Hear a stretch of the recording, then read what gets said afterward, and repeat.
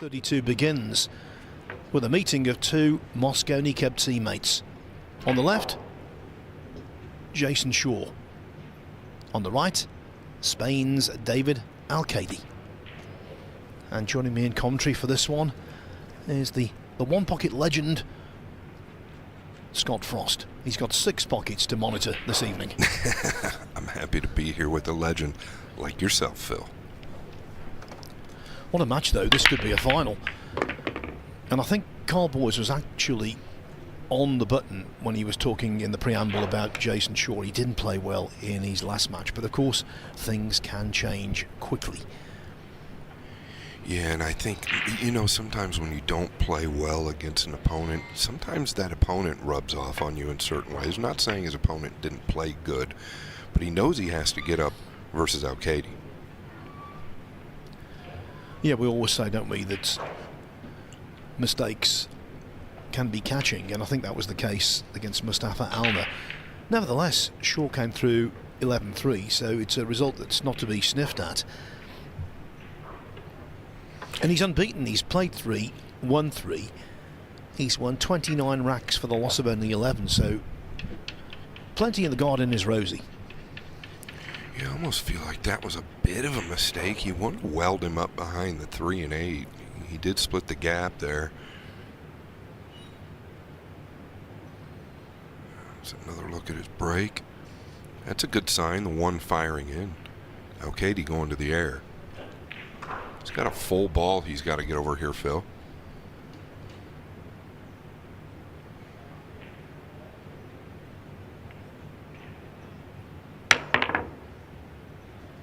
Oh, this might finish well.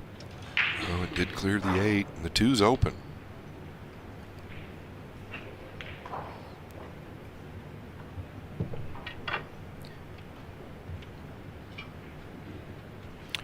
And to start this shot off, all too important, he's going to be flirting with the 8 as far as his bridge is concerned.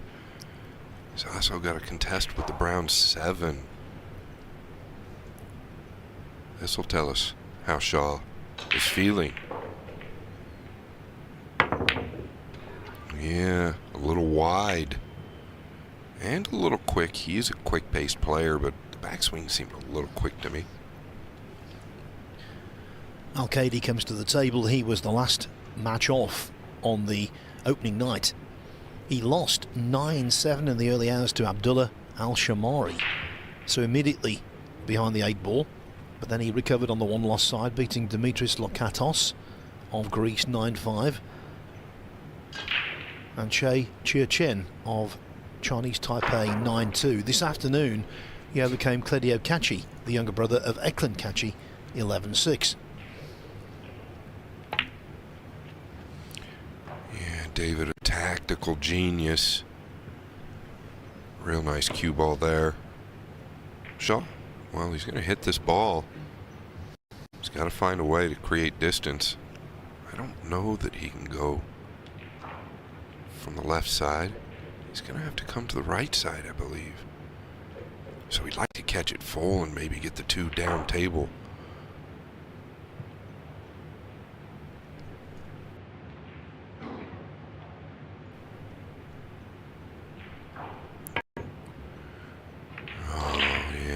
Above, or excuse me, below the right middle.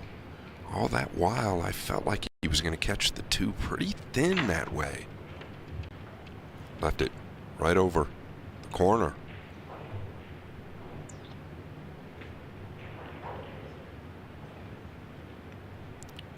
4-7 tied up.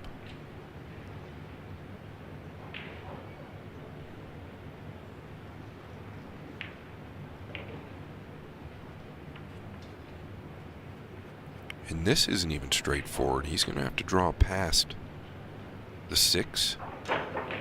Probably use the rail to come out with a low right ball. Right there, maybe entertaining opening the 7-4 up now. Boy, awfully dangerous. Tough enough to just get on the 3. Yeah, I think that's the right decision. Didn't land where he wanted. Sometimes you've just got to take what the table gives you.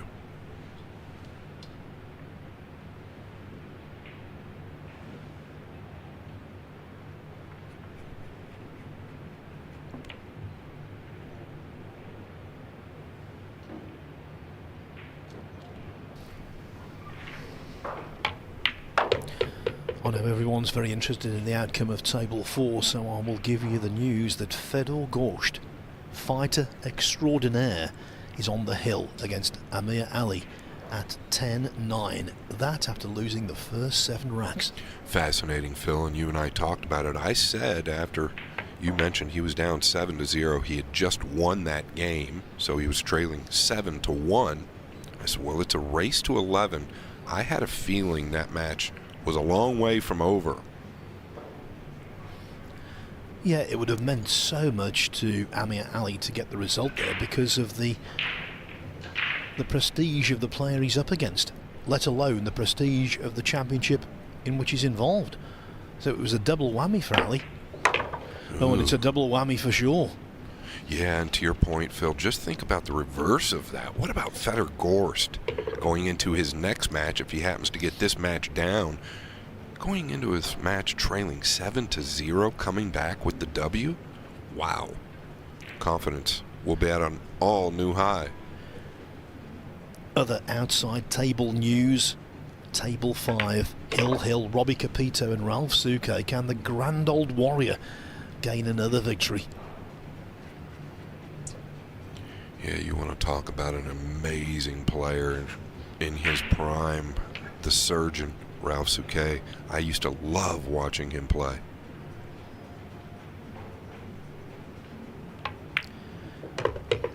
Well, there's a link, of course, between Souquet and David Alcaide, the man we're watching right now. Alcaide, best known individually for winning 2 World Masters titles. Ralph Souquet won that tournament 6 times. Yeah, what's that tell you? Such a fascinating player. The surgeon as well. Yes, a man who leaves no stone unturned. Apparently the neatest packer as well of a suitcase you're ever likely to see. Oh, I believe it. Yeah, Alcaide looking good to me, Phil. I know this was pretty straightforward, but the vibe I get from him, looking good.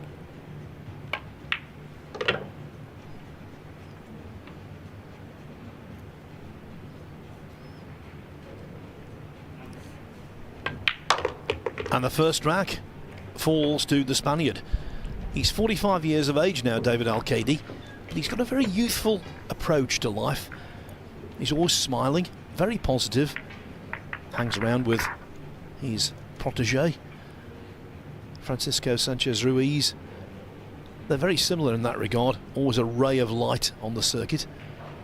I think one thing that might be interesting, you know, Carl Boyes mentioned this, he was chatting with Jason Shaw after Shaw's win over Mustafa Alner this afternoon. Shaw wasn't happy with the table. And guess which table it was on? Yes, this one. He beat Alner on table 1 and he's back there on a table he doesn't particularly like. Yeah, and I don't know, Phil, I'll just be honest, I don't know if it's necessarily the table versus the air conditioning. I was actually the first person he came to in the middle of that match. He had to move his chair about 3 feet over or 4 feet over because the air was coming straight down on him. He was freezing. Come up to me and said, hey, will you please try and get somebody to turn the air down? Yeah, that was definitely a consideration, but also he did mention to Carl he didn't like some of the reactions he was getting. He couldn't quite work them out. But you know, if Shaw starts to fire, everyone can watch out. Inspirational player. David Alcaide not inspired by that. The 9-ball spoiling his fun. Yeah, interesting situation here, Phil. The push out, really dangerous due to where the 1 is. So he's got to go to the jump cue. I think he's got to entertain the rail first doing this. It's going to make the 1 a bigger ball than trying to go straight at it. And that's what he's looking at now. It'll also carry position if he hits this correctly. You know, the push out just really risky where the 1's at. You know Shaw, well, he'll take it on. From this angle, doesn't look too difficult. Just got to clear the 9.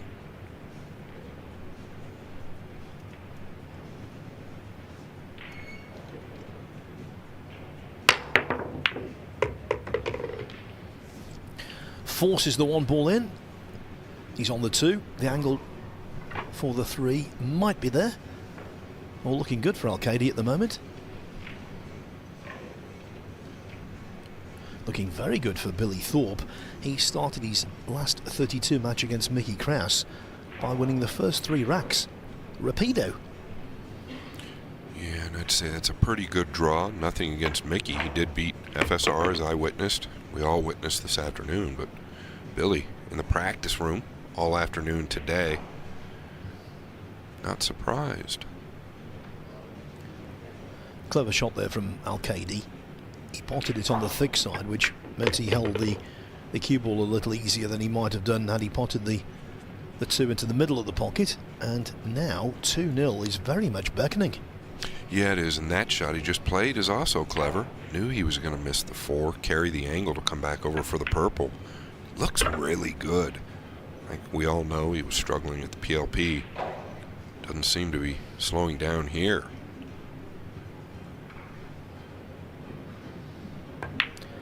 I think he's one of those players, Scott, and I think you might well agree. He's one of those players who is assisted when he has a shot clock. Now, we know the shot clock is not on this table, but sometimes it makes Alcaide's mind up for him. He can get bogged down and a little too slow for his own good, I think. Yeah, absolutely. Jeremy and I have talked about that as well, and you're 100% on the money. I think that at times, without a shot clock, he can talk himself out of certain situations. Here, he's going.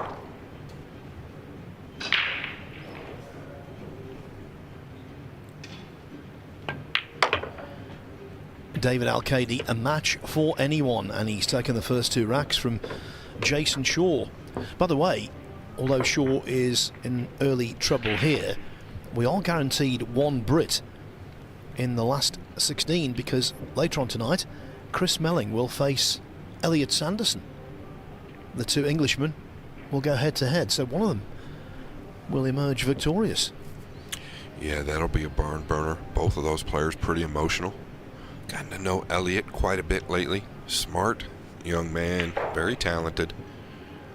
Love it when he celebrates. He wins a match. Don't worry, the room's going to know about it. As they did this afternoon, although when he beat Roland Garcia, quite comfortably actually, his shout, yes, it was discernible, but it wasn't quite as energised as yesterday when he came through 9-8 against Mustafa Alda in winners' qualification. That was a scream of delight.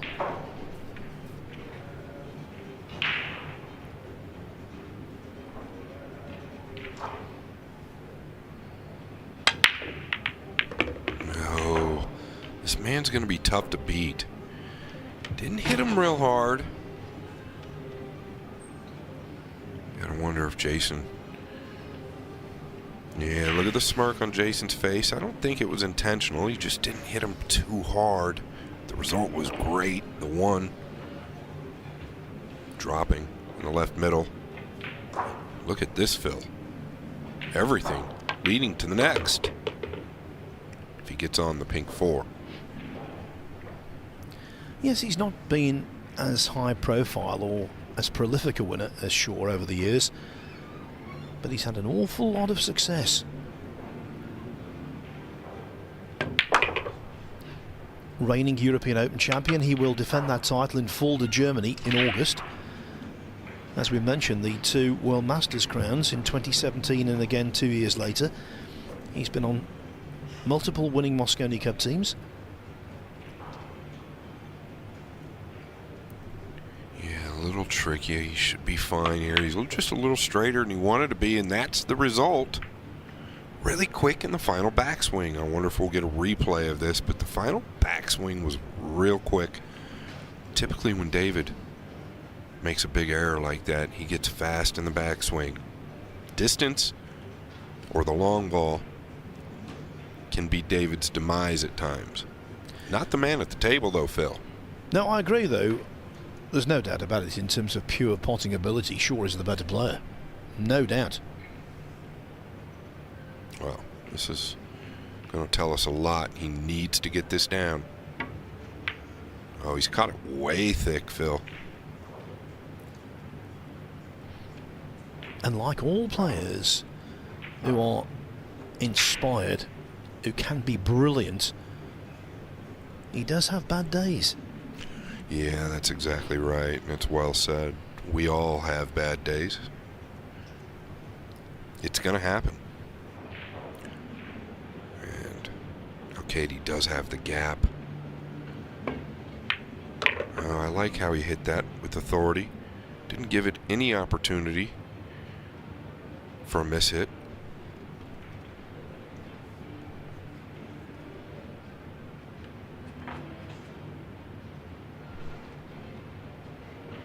Yeah, so Shaw looking a little bit off here early. Yeah, pretty aggressive there too.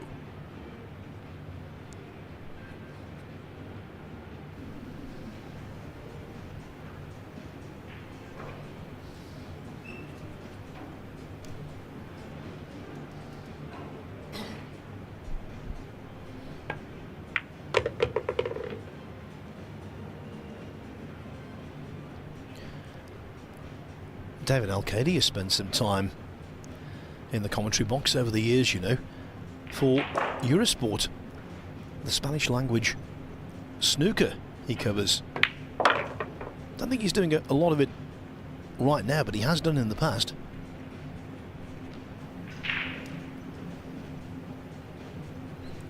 For the most part, Phil, I really like what I see from Alcaide. A little bit surprised about Shaw right now. I'm sure he'll pull through it, but a little bit iffy.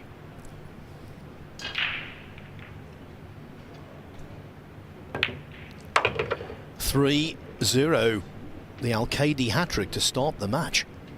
Now, I can't wait any longer. I have to tell you the score. Fedor Gorsht, 7-0 down. He has beaten Amir Ali 11-9. Talk about going to the well repeatedly. What a tough tournament it's been for him, but he's still standing, Scott. Yeah, he's still standing, and you've got to wonder what this is going to do for his confidence. I mean, think about that. Think about that. He's 7-0 down. I mean, if he's 3 down in his next match, or 3-0 down, that won't feel like anything. So he plays next this evening against Chang Yulong from Chinese Taipei, who beat Joniuski of Finland 11-9. Just 2 last 64 matches still going on. Hunter Lombardo leads Mario He 7-6. Capito and Suke still in their decider.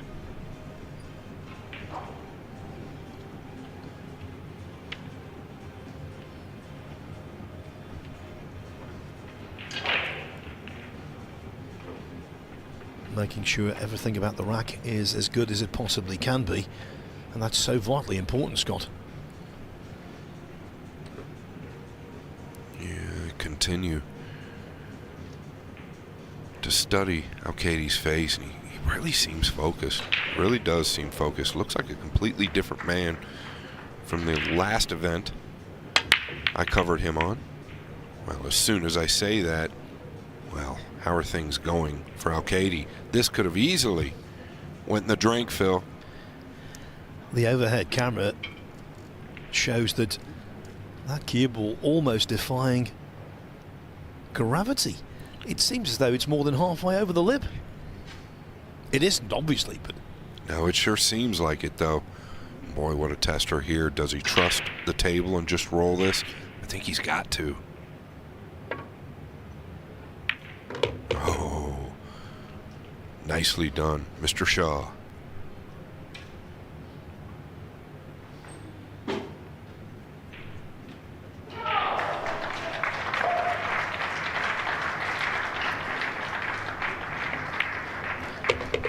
From across the arena, we know that Capito and Suke, we know their match is complete. We don't know who's got the verdict. We can't see from our position. The crowd disperse.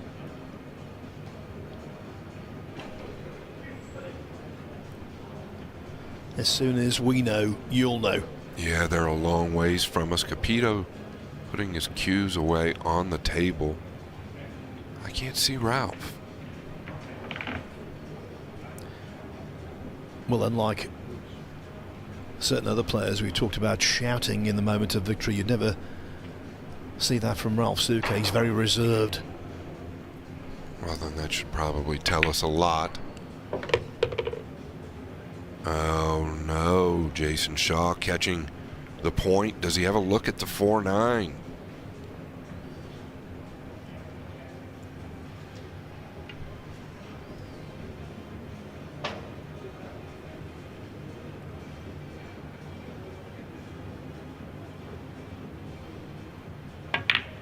Oh, just what the doctor ordered for Jason Shaw.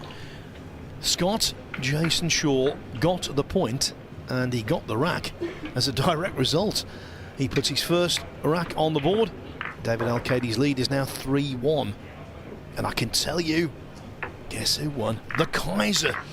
I was going to say, Phil, that match was such a grind. He's been through so much. That was a huge win. The Kaiser letting out a little emotion. Yes, Ralph Souquet through by 11 racks to 10. So that leaves only one last 64 match out there. Hunter Lombardo playing some of the pool of his life. The American leading Austria's Mario He, 8-6. Yeah, that's pretty strong.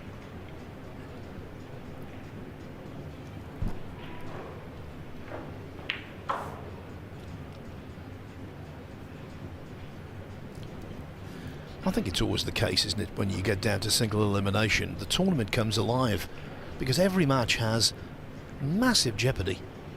Yeah, Phil, we were just talking about that on center stage. There's so much to discuss. There's so much to watch. The energy in the room just completely changes. Everything getting a little bit more intense. Oh, wow. Great sign for Shaw. The one is down.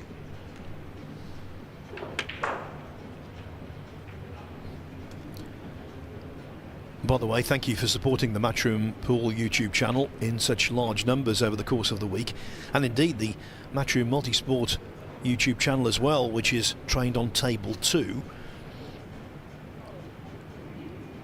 We don't know what the next match is on this table, but as soon as the news comes through, we'll impart it. Yeah, this is close. Going to go behind the 7 here? Yeah, he's going to try and get him behind the 7. He's got a lot of room to do it. Only thing is, Phil, the 2's laid up on that right long rail. It's actually a big ball. Alcaide, we all know the Spaniard, real good at a game called 3 cushion. Well, that means he's real good at kicking as well. Those top 3 cushion guys defy belief. I know our colleague David Hendon has done an awful lot of commentary on 3 cushion, and he's hugely impressed, and he can't fail to be.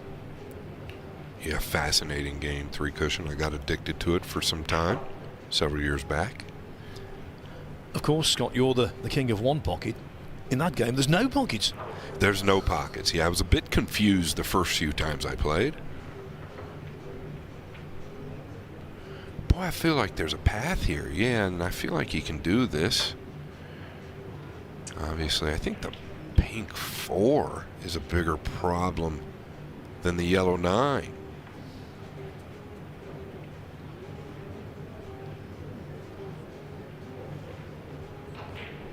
Okay, look at this. So he's looking to bend the cue ball below and around the purple 5. How has he hit it, Phil, with position? You know, when we do ITV snooker, we have a feature called Hot Shots. All of the best shots of the week we include. That was a hot shot. Yeah, no doubt, right away. Thought the decision was pretty aggressive. He didn't have much of a choice.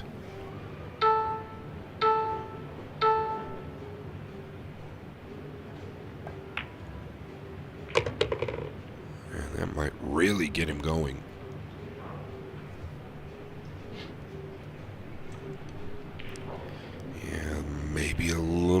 concern. From the 5 to the 6. He's got to get out. At least towards the center here. He's okay if he ends up straight in on the 5. Oh, looking pretty good, Mr. Alcaide. Doesn't like the angle. Tells me he's got just the wrong angle.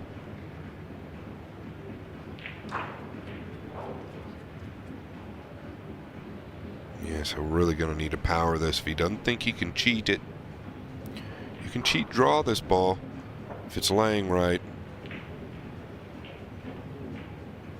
Oh, and he's stretched as well.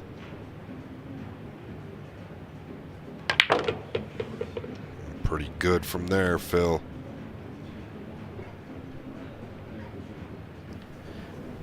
In his opening match, he seemed very tentative, as though he was overawed by the occasion, and you can understand why. It's a huge occasion.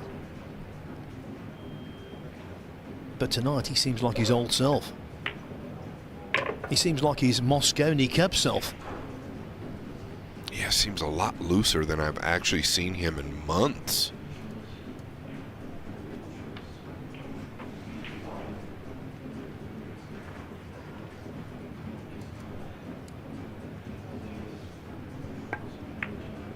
Oh, he's overcut it. I thought he might be saved by leaving really awkward queuing over the 9 ball, but not even that. You can't give the man at the table too many opportunities. That was an opportunity to really start closing the door. You just can't make that mistake if you're Alcaide. Caught it too thin.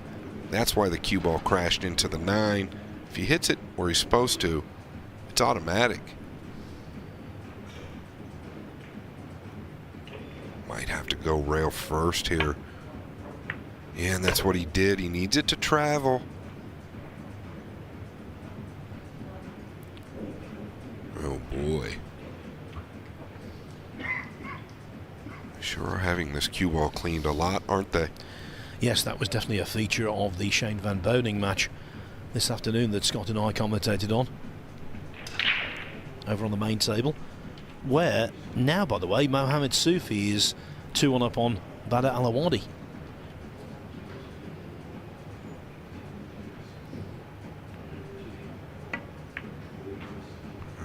Pretty cagey. Is the cue ball going to leak out?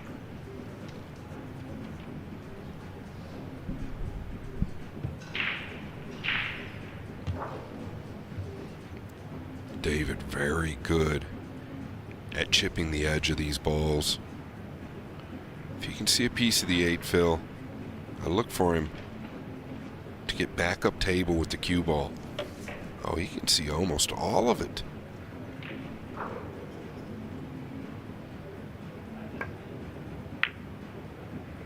Oh, this is a shot he played at the PLP. Everybody thought he got away with it or got lucky. He actually ended up freezing his opponent behind the 9. Well, he didn't get lucky because he just played it again. Used a check side English, killed it off the second rail into the back of the other object ball. Big rack, this.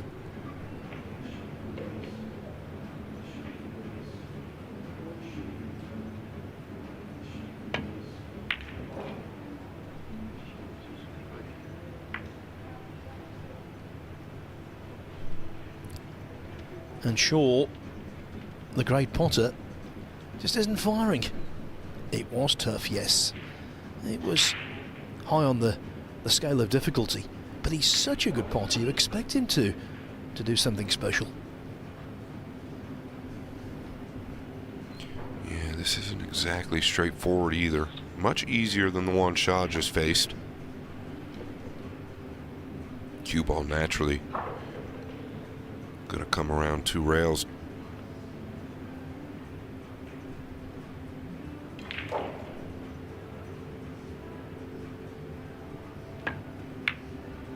No, he's up for it.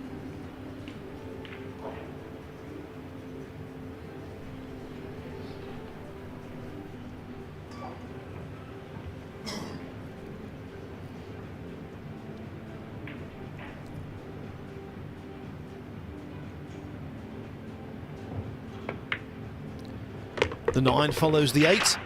David Alcaide leads 4-1. As we've seen already today, this is still very early days in the race to 11.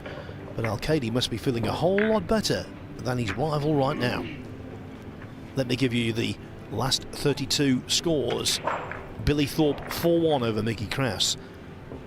Dang Junhu and Lee Van Corteza have shared the first 4 racks. Mohamed Soufi now 3-1 up on Badr Alawadi. As I speak, Lee Van Corteza taking a 3-2 lead over Dang. It's 3-1 for Johan Chua over Max Lechner. Eklund Kachi 2-1 over BJ Ussery. And just as Fedor Gorst and Joshua Filler fight back from big deficits to stay in the tournament by winning their last 64 matches within the last hour, another massive name is plunged into the mire. Ko Ping Chung finds himself 4-0 down to Mark Beisterbosch. This is just crazy, some of these deficits. Yeah, Filler trailed 9-4 at one point. Obviously Federer 7-0. Now, another one that I had picked to possibly win it, Ko Ping Chung, trailing 4-0. Well, Beisterbosch was runner-up in the Spanish Open last year to Dang Junhu, and I can tell you what, if his break is working, he can be a match for anyone. His break-off is explosive. I always think his break-off is rather like his surname, Beisterbosch. I like it, Phil. And Jason Shaw doesn't like this.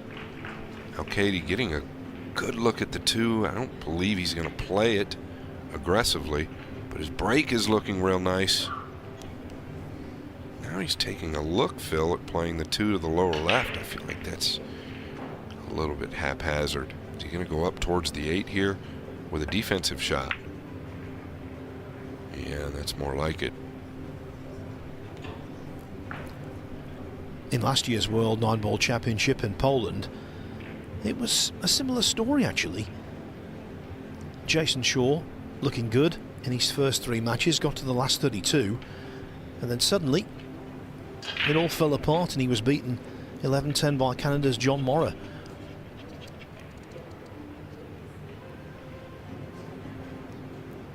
Yeah, in all fairness, Jason Shaw, man of many hats.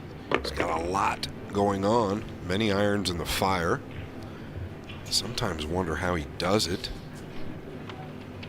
Boy, that was also way off the mark.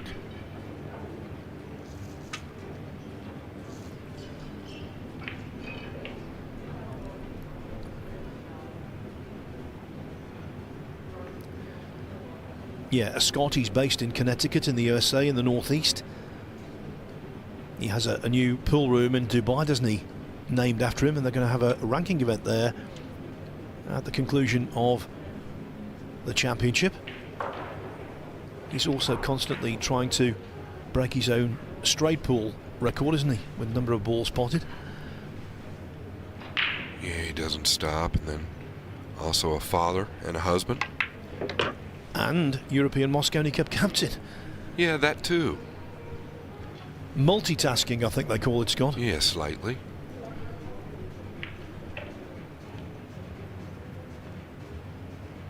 I think he's okay with just stopping right here. Maybe come back an inch or 2. Yeah, he's good.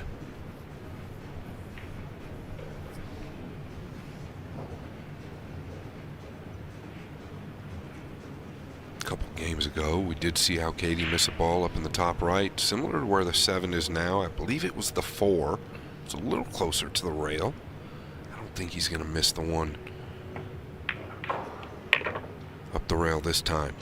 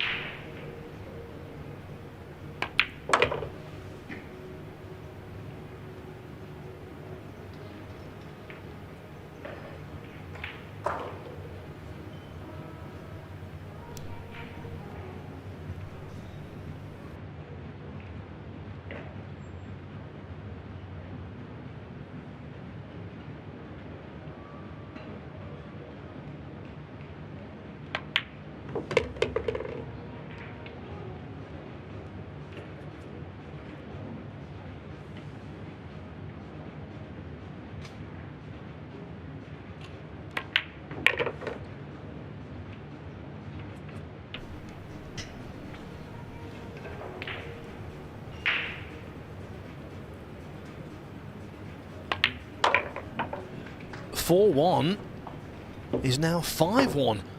And Jason Shaw, the great British hope in this World 9-Ball Championship here in Jeddah in Saudi Arabia, is in some form of trouble, especially with David Alcaide playing so tidily. The last 64 match continues on. It's over on table 8. Hunter Lombardo moving ever closer to the winning line. He leads Mario He 9-7. Billy Thorpe's lead reduced to 4-3 over Mickey Kraus. 4-2 now for Lee Van Corteza over Dang Junhu. 4-1 for the flying machine that is Mohamed Soufi. He plays so quickly. Johan Schur 3-2 over Max Lechner. 2 each, Eklund Kachi and BJ Usuri. And Koping Chung has got a rack on the board against Mark Barstebosch. The Dutchman leading 4-1. Got some really good games later on, the likes of Joshua Filler, who takes on Oscar Dominguez. Anton Raga awaits either Lombardo or He. Fedor Gorst will play Chang Yulong, and as I said before, the all-British clash between Chris Melling and Elliot Sanderson.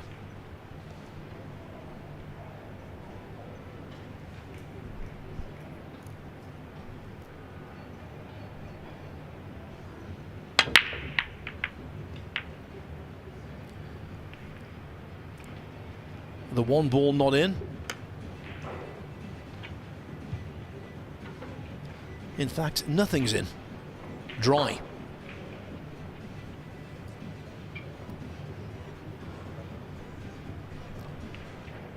By the way, the one player we haven't mentioned, one of the great characters of the World 9-Ball Tour, Naoki Oi, he was well behind against Alexa Pachelsch, but he came through 11-10 this afternoon, and he now plays Portugal's João Grillo. That's in the next wave of matches.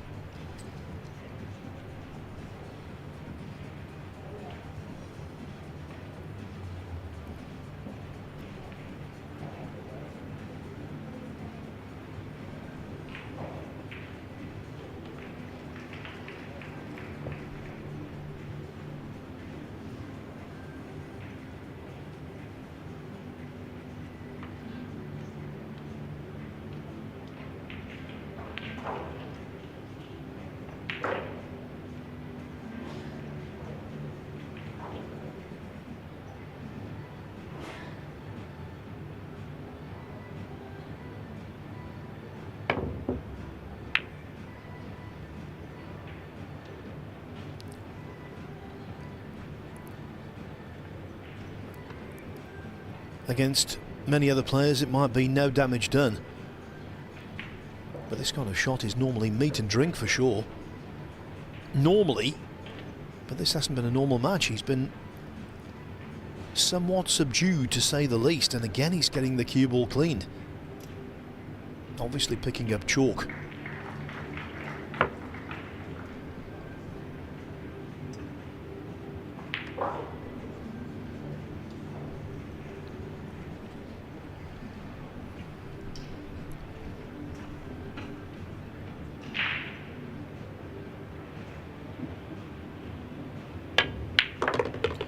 Oh, that's silky. Wonderful pot from Eagle Eye. Now will that 1 ball be the catalyst for better things?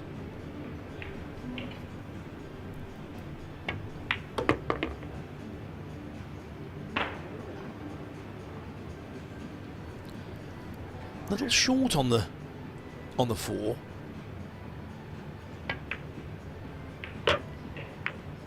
The knock-on effect, he made contact with a 7, but it's not blocking the 5.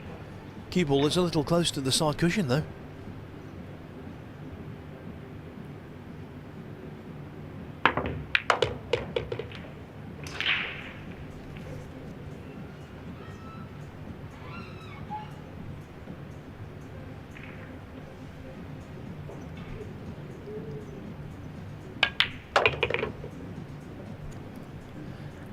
Maybe a little early to start talking about imperative racks to win, but I think from Shaw's perspective this is a must-win rack.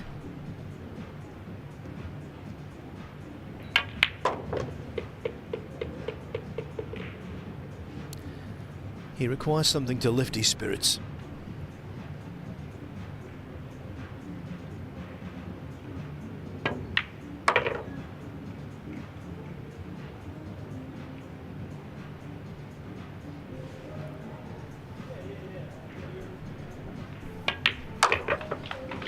A much better rack for Jason Shaw, all set up by that well-cued one ball. So 5-2, Alcaide.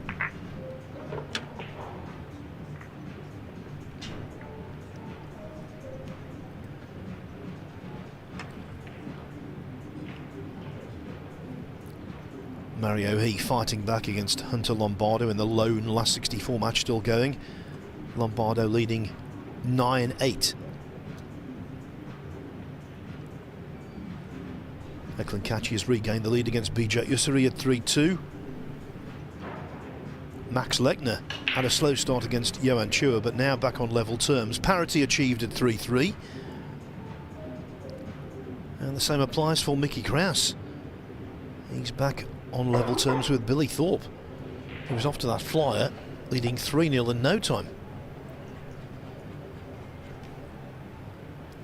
Just a reminder, if you require it, the first prize here is $250,000 US dollars. The runner-up receives $100,000 US dollars, which is $40,000 more than FSR won as champion last year. Yeah. Quarterfinalists are $27,000 apiece. The last 16 are locked in at $15,000. Shaw goes straight in the middle. Yes, as we were talking about Cash, he was most certainly not on the money with that shot. I think he gave that a sarcastic good shot to himself. David Alcaide is not complaining at all. You know, Carl really talked about how poorly Shaw played, winning that match earlier today, 9-3. I glanced over there quite a bit, and I didn't think he played that bad, but he just doesn't seem real sharp to me by any means right now. Well, I didn't see the match because obviously I was commentating at the time, but Carl was adamant that he played very, very poorly, and he basically said that he was able to win so comfortably because Mustafa Alner, having had a good championship by and large, just didn't turn up. Yeah, well, Alcaide would have liked to have gotten a little higher on this 3. He can come out towards the center. He wants to get thinner on this 4 so he doesn't have to deal with the 9. So the further out to the center he gets here, the better. Well, that looks a bit weak, Phil. Is he there?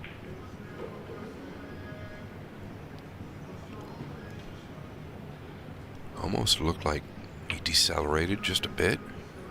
Body language tells me he's fine, and this angle tells me he's fine as well.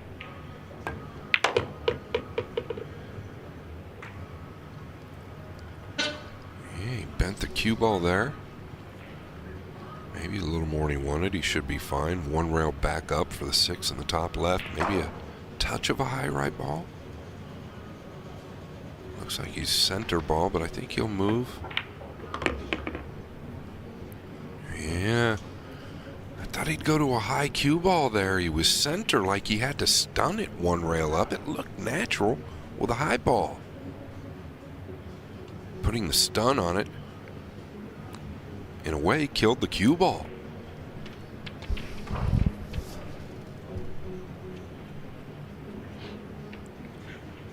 Does he take the bank on?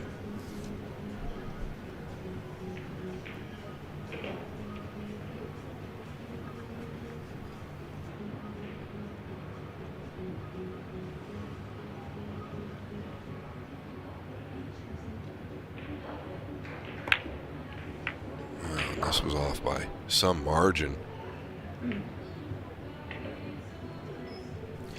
Yeah, for someone who's known for one of the most famous banks in 9-ball history. That was a skew.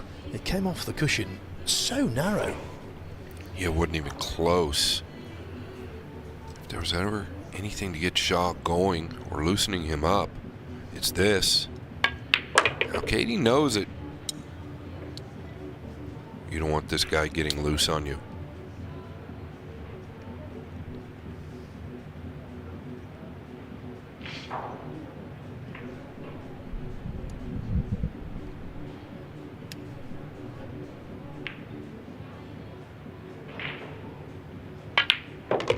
Wow, he came all the way back. Didn't want to take the cut from there. Had to hit that ball clean to do what he did. He and Skylar Woodward, a couple other players, get the most out of the shot he just shot there on the 8. Very little effort to get back out towards the center. Yes, the bank from David Alcaide that was nowhere near cost him. It's now 5-3 in favour of the Spaniard. Not in terms of style, never, because these two are very different in that regard. But in terms of where they stack up, what's happened to them, they are similar. Jason Shaw, World 9-Ball Tour number 5. David Alcaide 8th in those rankings. They're having to play in the last 32. Just how harsh is that? Also, they've had lots of Mosconi Cup heroism.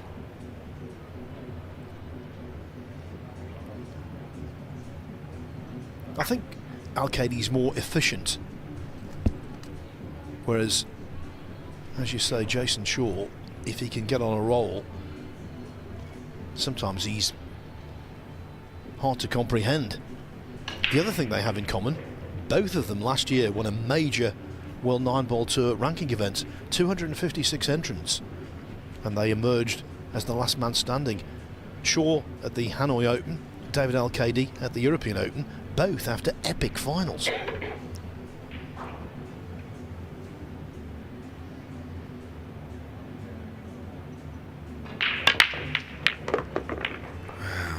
Shaw breaking good. He's not coming away with a good shot, though. Last 2 trips to the table after the break, he's either had to roll out or play safe on the 2. And look at the 3, Phil. Along with the 6 and 8, this rack, a bit of a mess. Oof.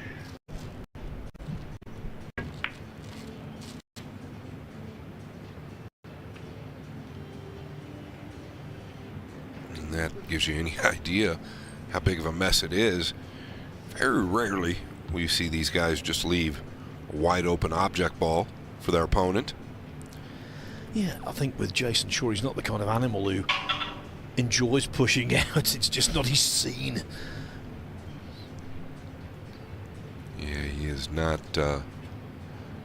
entertained at the moment. It's like a fan of heavy metal turning up at a classical concert.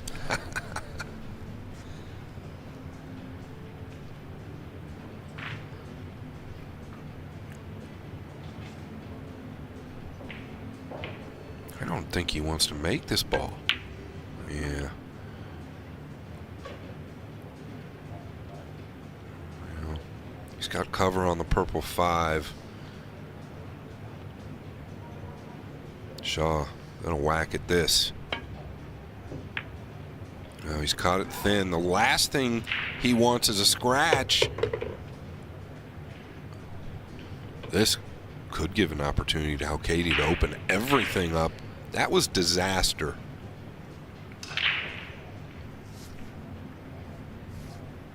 Now, he's got decisions to make. You might want to just take your opportunity now to remove the 3. Doesn't really do you any good to lay him up behind the 6 now, because you're going to remove the 2. So then the opportunity to open the 3 up kind of goes away. Well, this is better than his first decision. Could just lay up in between the 3 and 6. The 9 and 5 causing Shaw problems with the one-rail kick. Not only that, Phil, he could lay the 2 up between the 4 and 5. Or excuse me, the 4 and 8. This will be really nasty if executed. The mindset of Alcaide to inflict maximum pain.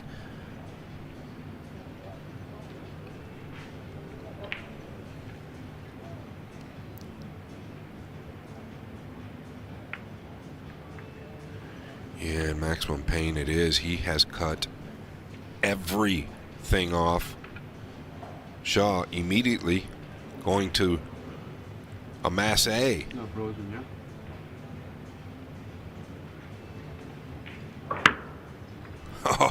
Oh, Certain baseball players can't hit the curve. No problem for Jason Shaw. wow, very, very fun to watch. He shot a shot similar to that in Hanoi that's gone viral on YouTube. He didn't quite get there, just missed the object ball, but he massaged all around the table. Well, this one, beautiful. Well, Alcaide said, do it again.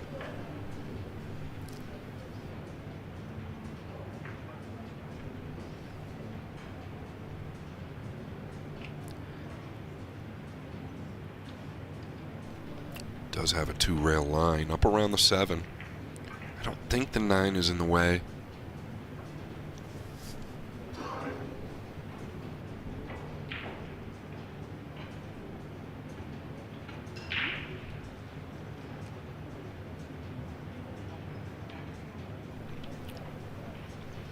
What's he got up his sleeve here, Phil?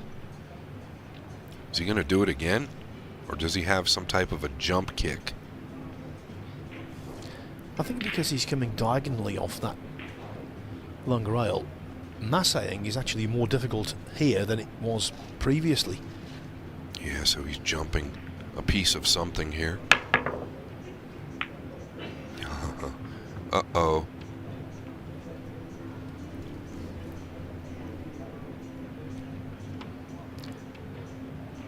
Highly tactical rack gives him the opportunity to tell you in that last 64 match that's still going on. Mario He now back on level terms with Hunter Lombardo at 9-9.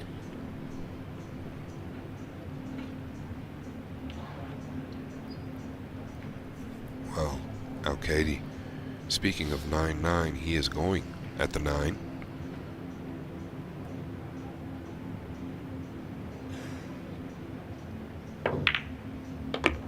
The 9 was in motion and it went right towards the middle pocket and dropped in. 2-9 combination. David Alcaide wins the tactical tussle and he now leads by 6 racks to 3. He's doubling up on Jason Shaw. Last 32 scorelines. Mickey Krause and Billy Thorpe 5-5. Dang Jinhu, many people's dark horse to lift the trophy on Saturday. He's 5-4 up on Lee Van Corteza. Mohamed Soufi 5-2 on Badr Alawadi. Another match tied up. Max Lechner and Johan Churud 4-4. Same story, although a little slower in terms of racks played. Eklund Kachi and BJ Usaria 3-3. And now Mark Bosch de Bosch. He's keeping Koping Young Chung at arm's length. It's 5-2 in favour of the Dutchman over the reigning US Open champion. Yeah, Phil, well, I've got to say it. BJ Ussary doesn't get the credit he deserves. The young man's a grinder. He's been around a long time. I know I called him a young man. Well, he's playing a lot of young men. He was nervous about playing Kachi. I said, man, you're not playing Kachi. You're playing the table. Seems to be holding his own. 3 games apiece. Yes, and of course, if he were to beat Kachi, he would move into serious contention for a Mosconi Cup debut. Lots of water under the bridge before that happens, but major ranking points on offer here. We've talked about the money a lot, but it's also the ranking points, the doors that they open. Yeah, well said.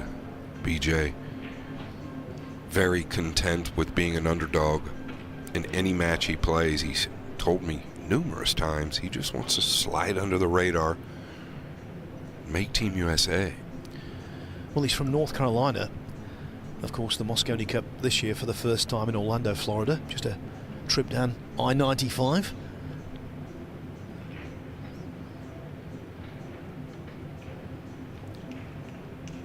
North Carolina, South Carolina, Georgia into the Sunshine State.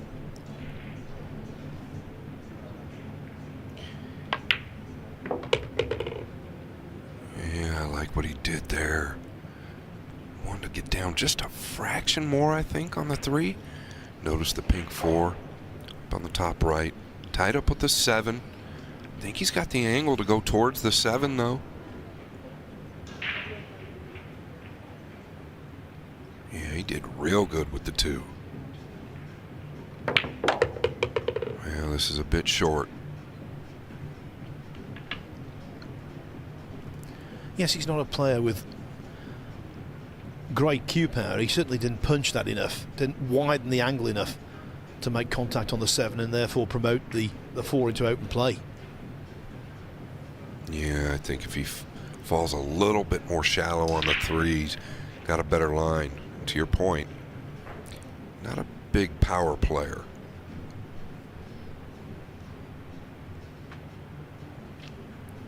I don't know, Phil, can he just flick the pink? Stay behind the 7?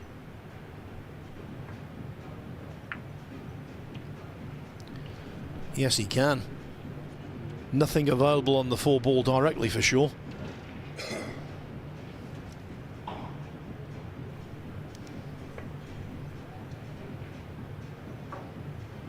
This might not get a rail, and it hasn't.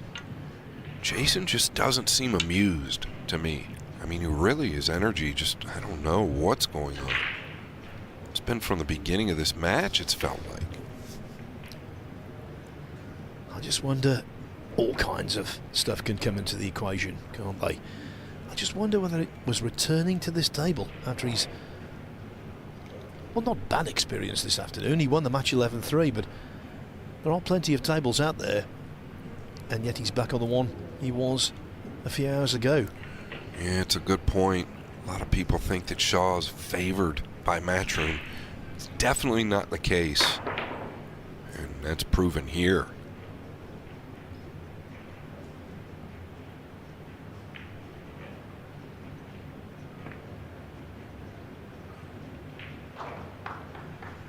Alcaide like that to carry just a little bit more.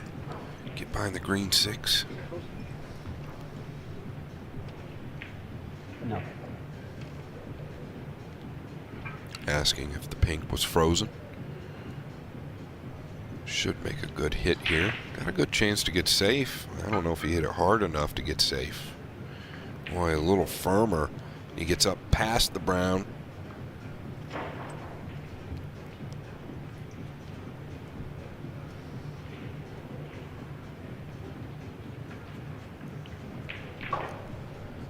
Mario He on the hill against Hunter Lombardo at 10-9.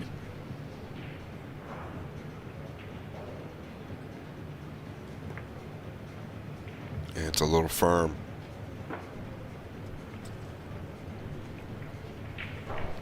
Still tricky. Yeah, if he elects to come behind the 8 here, the 4's definitely going to come out.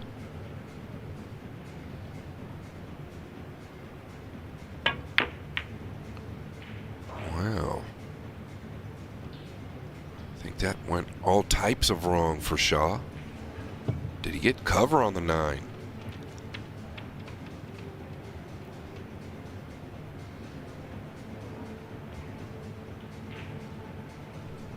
What I mean, Phil, is I just don't believe that he played the 4 over to that long rail. I think he was trying to get closer to the back of the 8.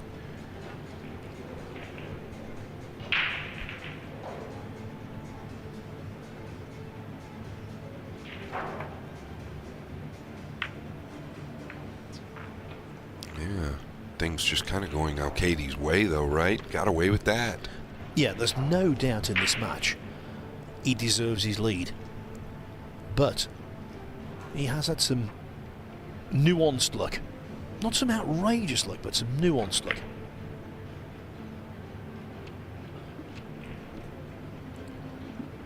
Yeah, he's going to need a little bit more here.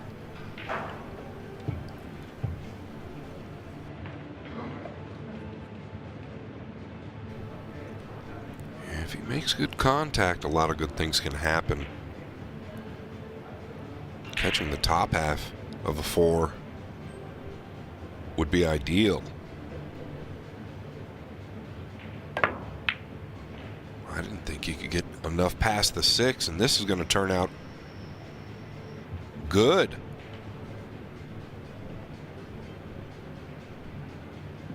And this has gotten in a spot where the rail first option really tricky.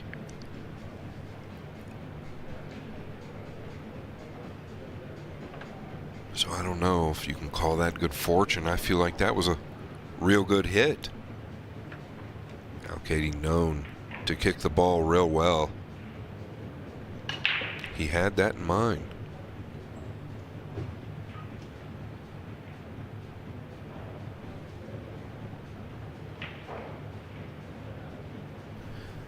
There's no doubt with the amount of times that Jason Shaw is having the cue ball cleaned that he's noticing something on it. Yeah, I agree. You don't see that from him very often. So something bothering him there as well. Table 1 in the corner of this terrific venue. I think it's one of the best, the World 9-Ball Tour, if not the best venue we've ever been to.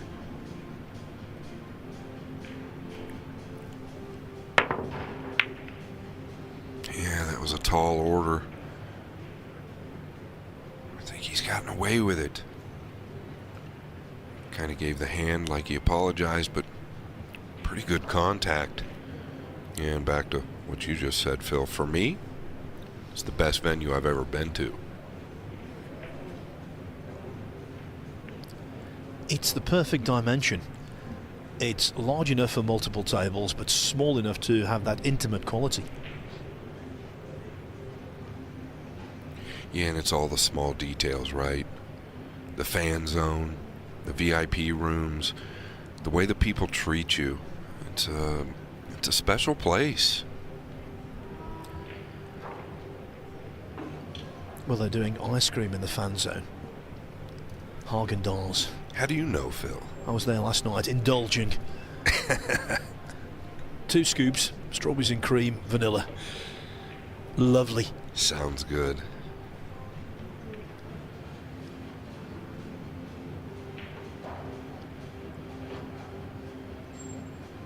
All right.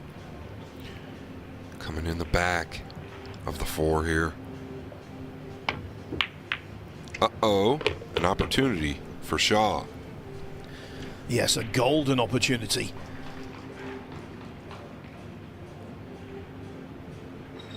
He's not been firing, and yet if he rattles off these balls, which he most certainly should do, he's only going to be 2 adrift at 6-4.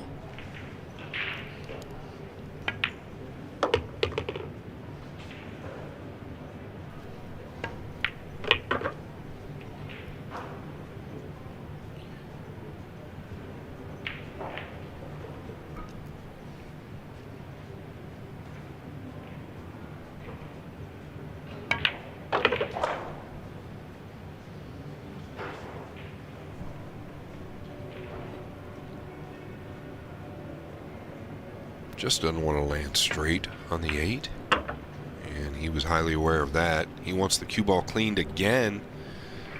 So maybe a slight skid there. That's why he landed so short.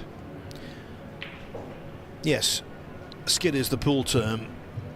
Kick is the term that we use in snooker, but they're the same thing. Unwanted. In snooker, the number of kicks has been drastically reduced over the last few years with the advent of Taum chalk, which not all of the players are using, but the vast majority. Yeah, kicks have been reduced, and so too lively bounces off cushions. And it's a little more lively now for Jason Shaw. David Alcaide leads 6-4, the scratch, costing him rack 10.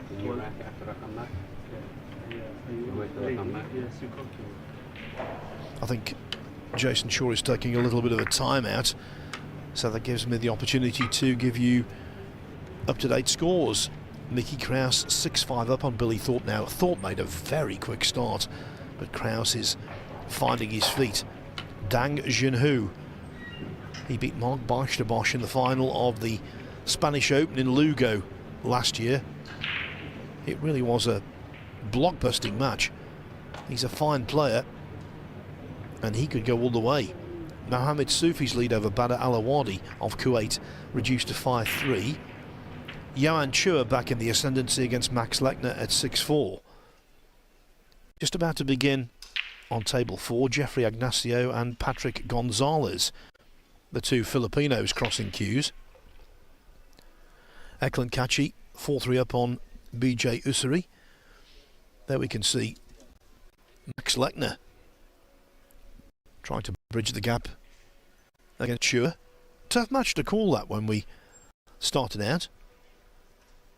Mark Bosch 6-3 now over Ko Ping Chung. Now the match is just beginning. Pius Labutis against Wojciech Szewczyk. Lithuania against Poland, and Japan against Portugal in Naoki Oi and Zhao Griot.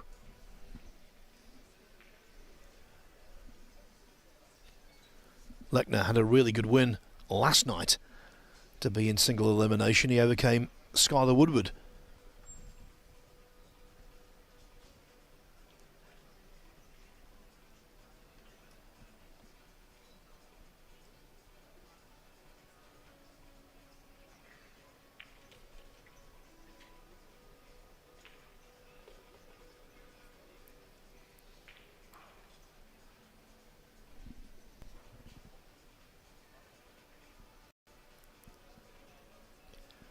As for this afternoon, it was another hard-fought affair. He beat Dennis Grabber 11-8. He has been to a US Open final.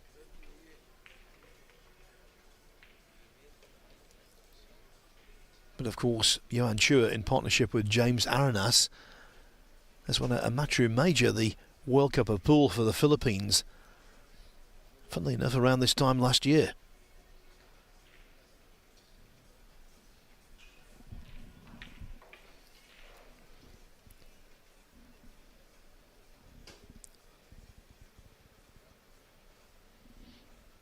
So last 64 and last 32 today. Tomorrow, the penultimate day of the championship, we'll have the last 16 matches in the afternoon, the quarter-finals at night. Then it's semi-finals on Saturday afternoon, the grand final on Saturday night, a race to 15 for a first prize of $250,000.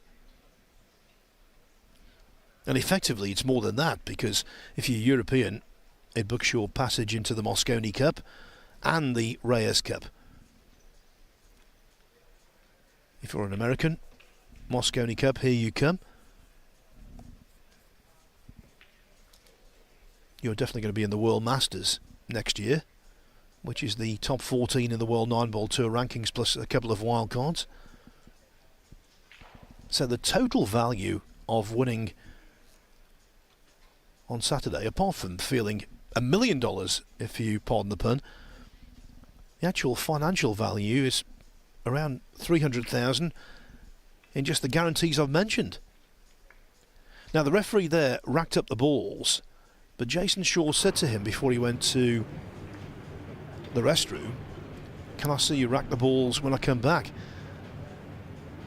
So the referee doing just that, under the watchful eye of Eagle Eye.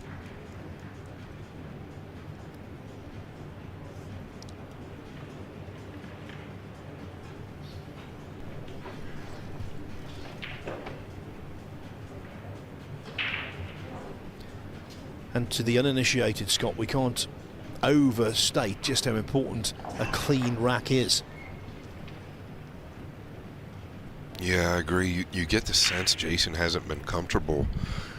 And I'll tell you, from a player's perspective, when the balls start to grab, twist, and turn a little bit, and you see that with the naked eye, it will make you hesitant. Well, wow. What an opener here.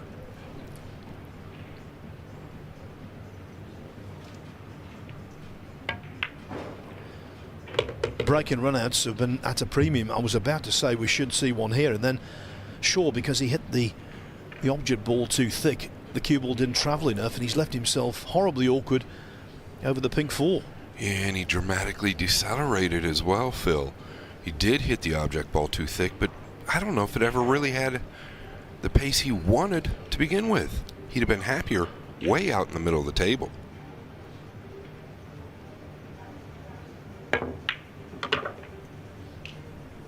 Using the 9 as a buffer to hold the cue ball in mid-table. Yeah, and there's a lot we could all learn from that shot, Phil. A lot of amateurs, including myself, would probably try and go forward, rolling the cue ball 2 rails. He stunned it. A little easier to make the ball. Probably a lot easier to make the ball. And now this is the linchpin pot of the rack.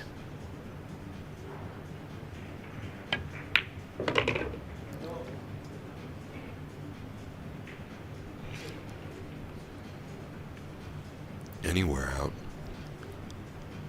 Just below the left center.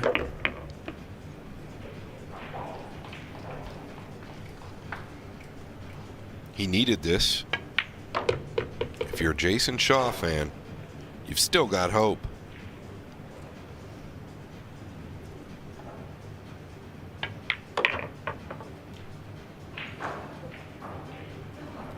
Yes, genuine hope.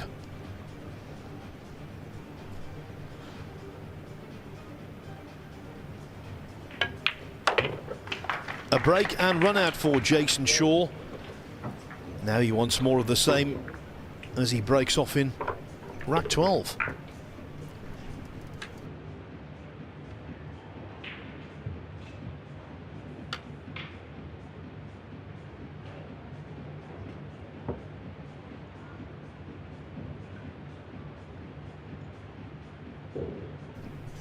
The last 64 is over. Mario He comes back from behind late on to beat Hunter Lombardo 11-9.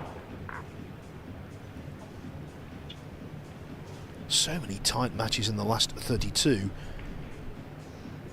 The only semblance of a runaway is a very surprising scoreline. Mark Bosch-de-Bosch 7-3 up on Ko Ping Chung.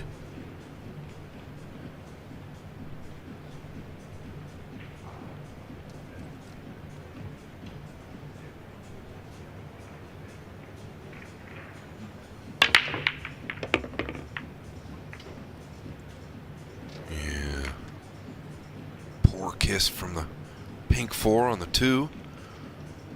He's got the 1 down. Pretty straightforward safety play here. If he can get past the double kiss on the 2, he can lock him up behind the pink 4. It's a little touchy. And he's hampered over the 8 as well. All ball fouls. Doesn't want to catch anything with his shirt or anything like that.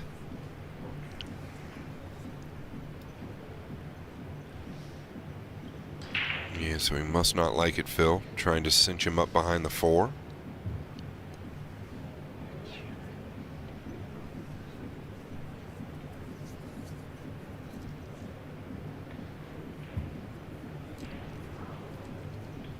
Might be a little straight to do that. You'd have to cut the 2 to the right just a fraction with an inside ball.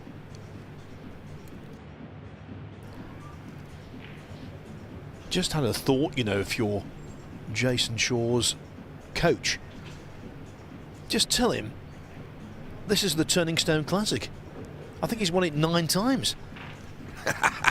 Just hypnotise Jason Shaw and tell him he's in New York State. Yeah, I don't know if he's ever lost it. Well, that's the shot I was talking about. He just didn't feel good over it. I thought it laid right, and the way he played it tells me it did lay right. Very rare situation where Shaw might have talked himself out of a good play.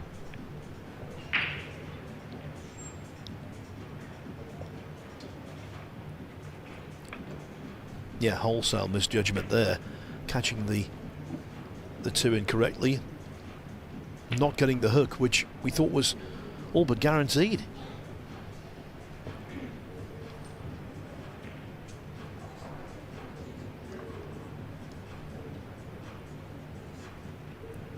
Wow, does the 2 pass the 9?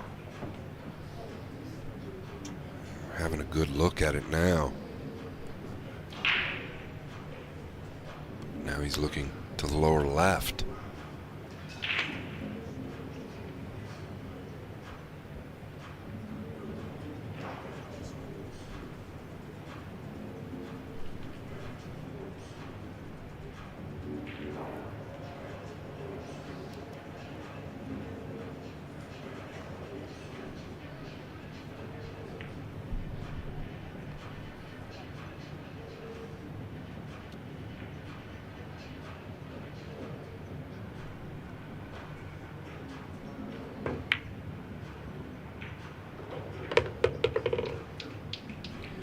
And how momentum can shift. Good 2-ball, and look at the pace on the white. I'm not going to say perfect, but as near as.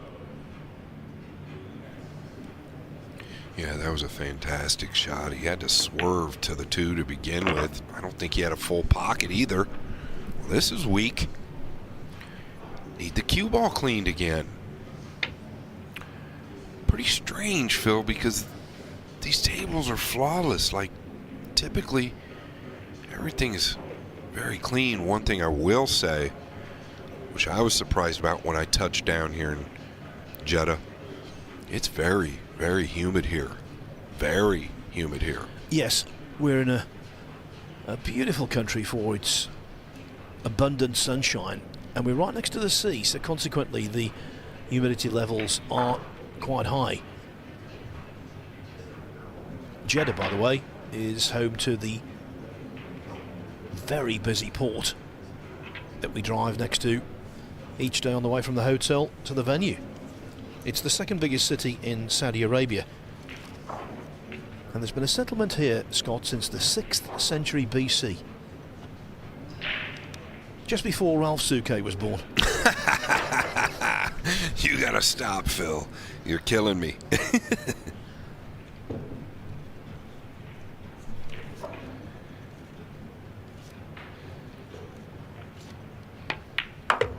Oh, pretty clever. Classy shot there, going into the purple 5. Turning out perfect. He can draw back for the 6 now. I don't see much slowing him down here.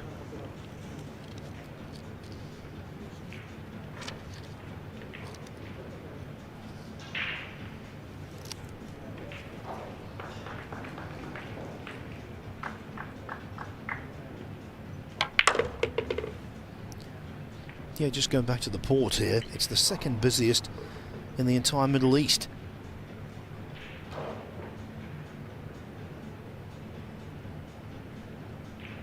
Yeah, that's saying something, because they have a lot going on out here.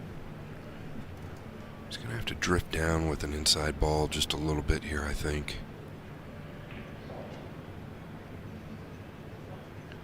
Yeah, very well done.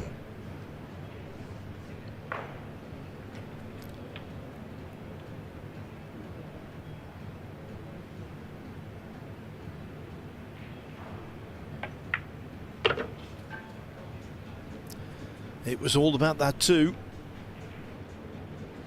First, Shaw's inability to get the hook. Then Alcaide's slice of magic.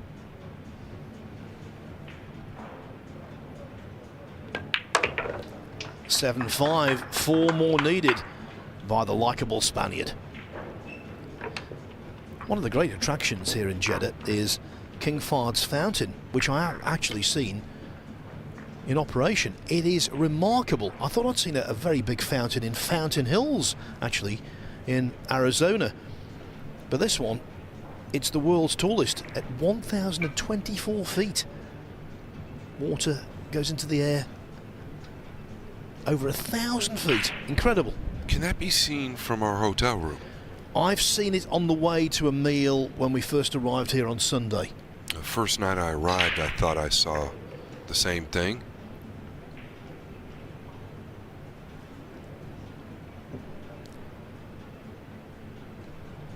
It's my second visit to Saudi Arabia. My first was at the tail end of last year when we came out for the Riyadh season World Masters of Snooker, which featured all of the top players in the game and was won by Ronnie O'Sullivan. The atmosphere on the finals night, he beat Luca Brissell to capture the title.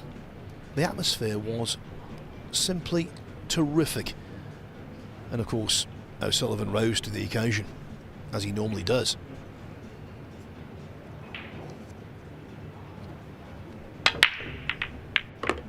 Oh, the 9 was headed right behind the 1. 2 dressed up in the lower right. Look at the 9 get kissed by the 6. Will that have an effect on this rack? Most likely not. The only work I see is possibly from the 6 to the 7. He's got a little work to do. The 5 to the 6 could be tricky. Contrasting 2s. The one in the previous rack was superb. That one was unmissable. Yeah, and I feel like he came a fraction short there. He'll manage.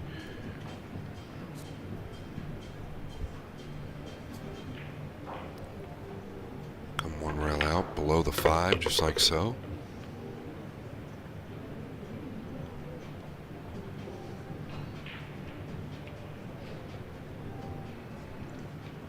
Taking a look, is he better off almost stopping right there?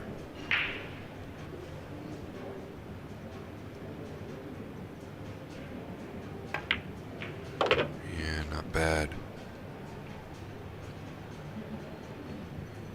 Wants to avoid any contact with the 9 here.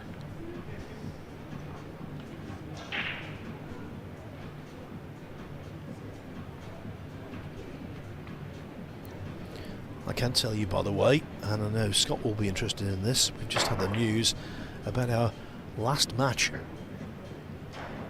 of the day on table 1. It will be Chris Melling against Elliot Sanderson. Yeah, that'll be entertaining, to say the least. He came too far here. He's got a lot of work now, Phil, to get back down here for the 7. Wanted to avoid the 9. That's probably why he put a little more into it. But he's got a real poor angle. If he goes forward, he's going to flirt with the 8 and 9. That's what he's concerned about.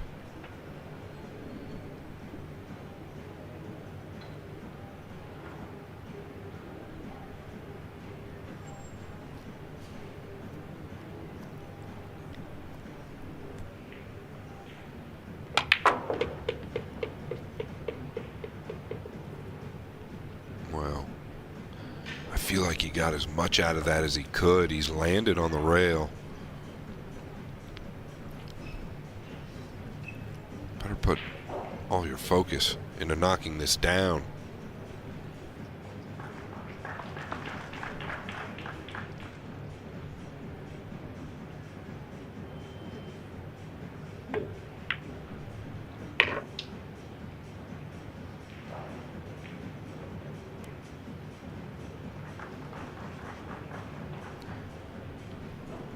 Seven in, another tester on the 8. And there's just a thought in my mind, this one might go astray. Let's just see how still he is on the shot. That's the most important thing.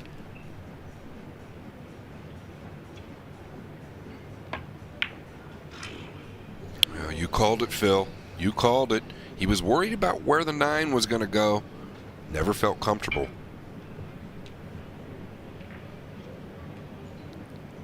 Technically, sometimes Alcaide is led down by movement on that particular kind of mammoth shot.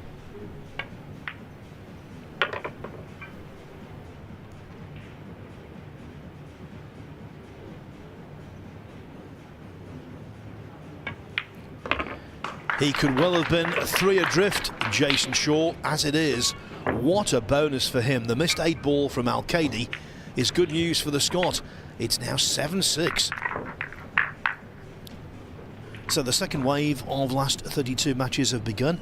No Kioi leading Zhao Griot 2-1. Piers Labutis and Wojciech Szewczyk are just getting their match underway.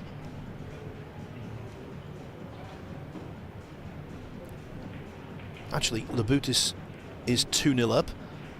Victor Zielinski and Ralph Souquet in their first rack. Eklund Kachi inching ahead of Bijay Usuri at 6-3. Jeffrey Ignacio and Patrick Gonzalez 2-2. Johan Chua 7-4 now over Max Lechner. It's 6-6. Mohamed Soufi and Bada Alawadi. Alawadi fighting back with gusto. Lee Van Corteza 7-6 over Dang Jinhu. Mickey Kraus 8-6 over Billy Thorpe, and I've left the most interesting scoreline till last. Mark Beisterbosch 8-3 up on Ko Ping Chung. Yeah, another favorite of the tournament, trailing big time.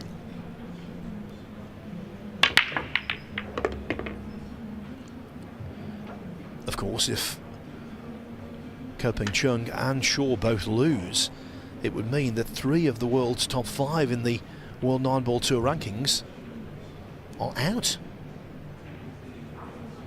The man at the top of the tree, Francisco Sanchez Ruiz, beaten this afternoon by Mickey Kraus, and that means, regardless of who wins the title, whoever's left, whoever lifts that trophy on Saturday will be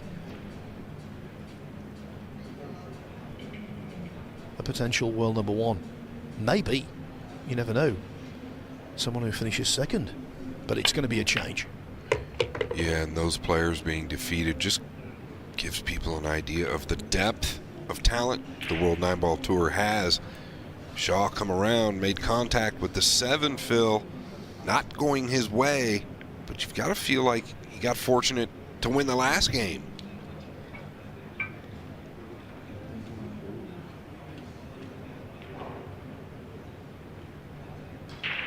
He overcut the 2 a little bit.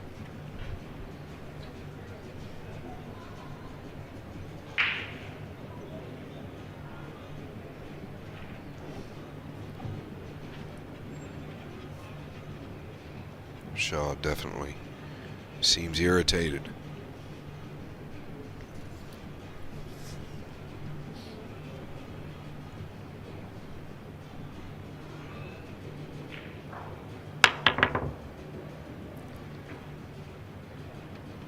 Yeah, it just seems to me he's not been in the ideal headspace from the start, and yet he's still only 1 rack behind.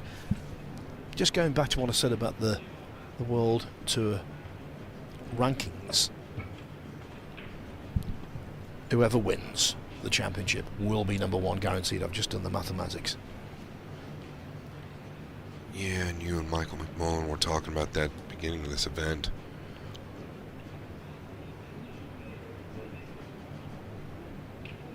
Can you imagine if it were to come down to Hill-Hill? The tension, the pressure, the importance. Yeah, this event, and I've said this on social media, on my own pages, this event is life-changing. If somebody who hasn't had a lot of success in the past happens to win this, it will change their lives forever. Not just because of the money. There's potential deals in the future. You're locked in as number 1 player in the world. I think you're guaranteed a spot on either side of Team Europe or Team USA. Yeah, and of course for Europe it means Reyes Cup and Mosconi Cup. Yeah, just the Whirlpool Masters, put that in your diary. Right, the benefits are massive.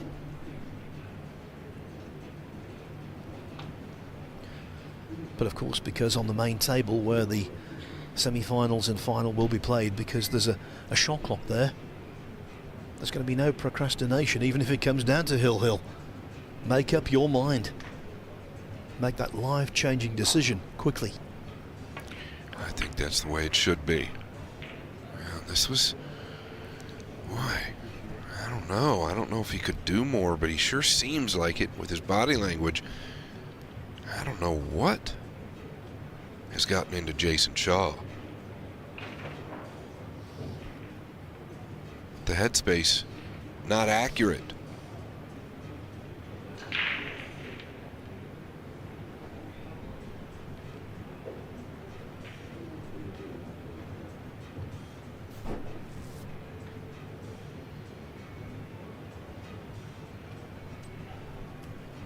Can give you some more information about the forthcoming attractions on the main TV table next. After Sufi's game, it will be Joshua Filler against Oscar Dominguez.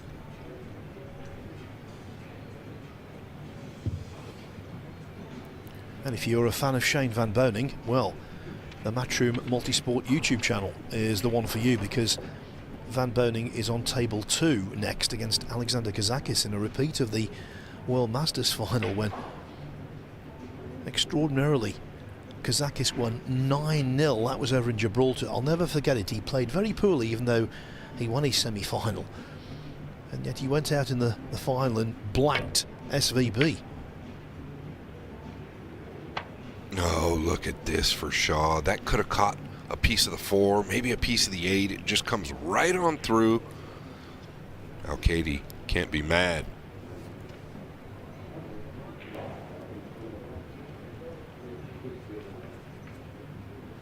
Yeah, really, Phil, one big shot away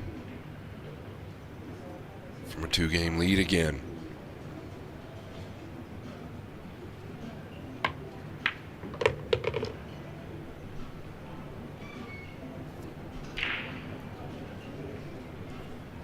I think Jason Shaw was shaking his head there because he thought that Alcaide had maybe overcooked the cue ball a little, and it might have gone behind the 9, but it hasn't.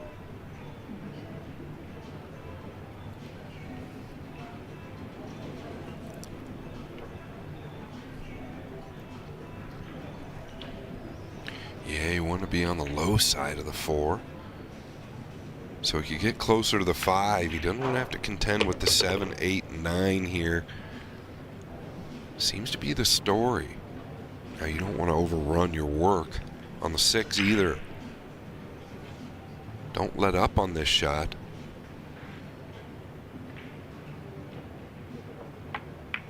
Yeah, well handled there, Phil. Again, though, I just have that vibe I had in the previous rack when he missed the 8. This is not a given, this clearance.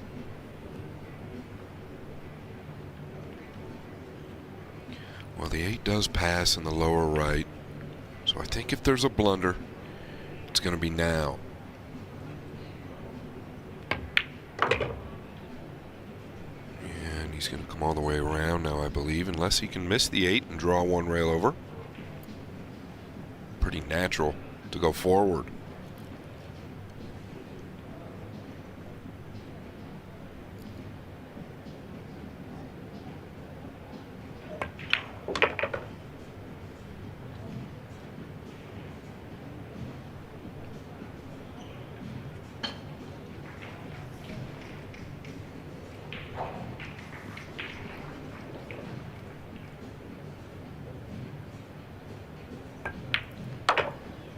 Jason Shaw has never been on level terms with David Alcaide,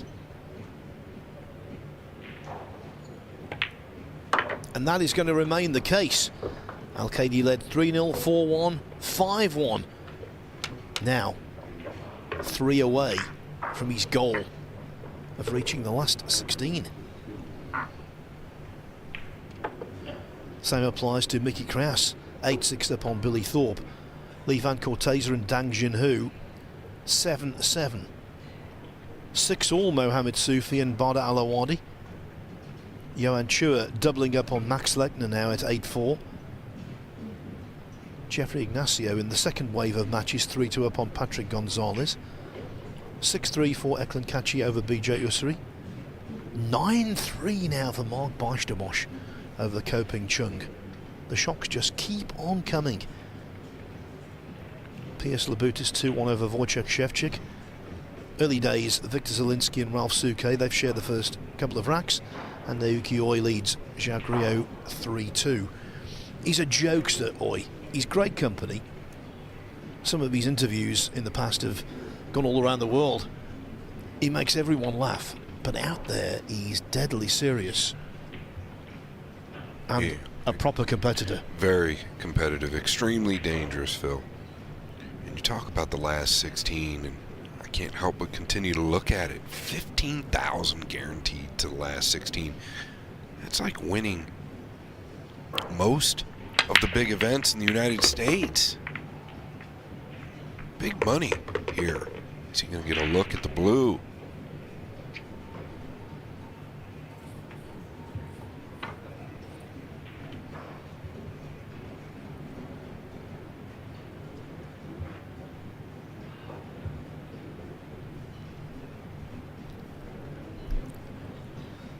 The 6, I think, is blocking Alcaide. Yeah, and he's weighing this out. Push out against a guy like Shaw, with the 2 looming over the top right. His percentages might just be better. Jumping at it. Although he does have to get down here for the 3 if he does make this.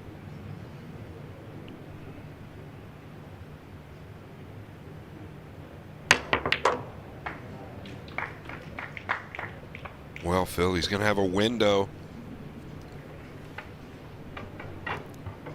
Yes, a window of opportunity. Wow.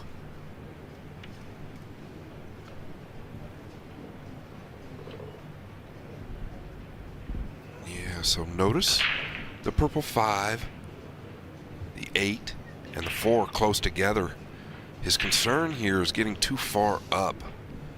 Because if he cuts the 4, he's going to have to go into the 8. So if he does get a little bit high, he'll probably have to play the cue ball with a low off the 8.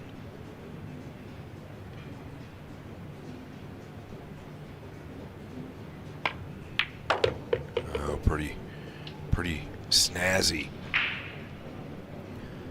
So David Alcaide saw that 5-1 lead reduced to 7-6.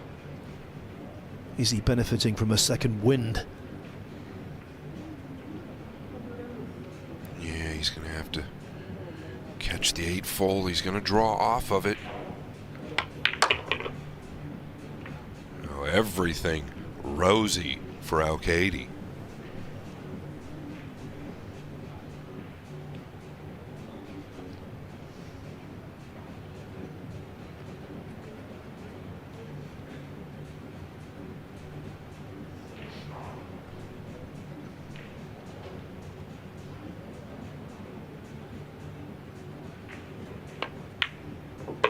Oof, caught that thin.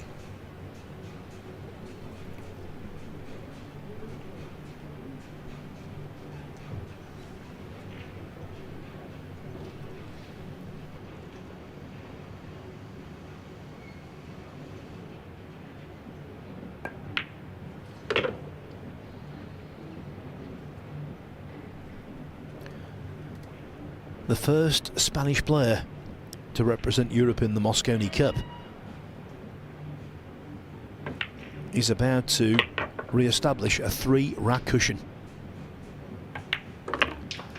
9-6. Well run out, David Alcaide. He has gone deep in the World Championship before. 3 years ago, he was a semi-finalist. Last year, though, did nothing of great note. Beaten in the last 64 by Wojciech Szewczyk.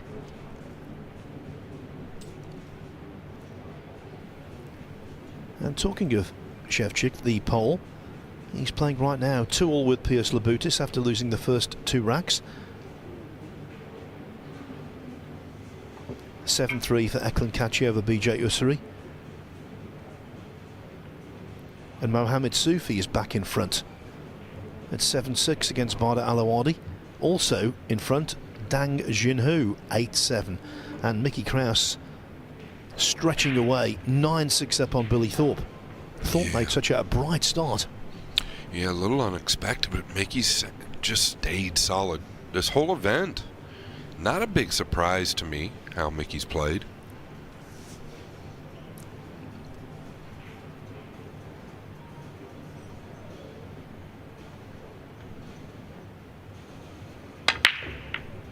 And there goes the one again, Phil.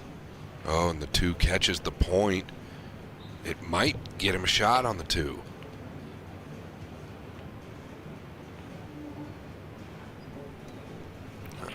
The overhead tells me different.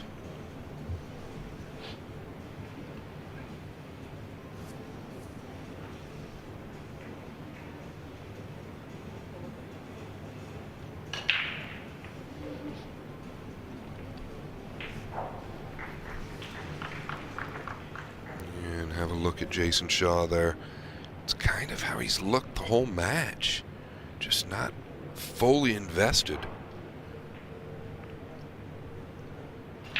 I think you used the word earlier on, which to me best applies. He seems irritated. Yeah, no doubt.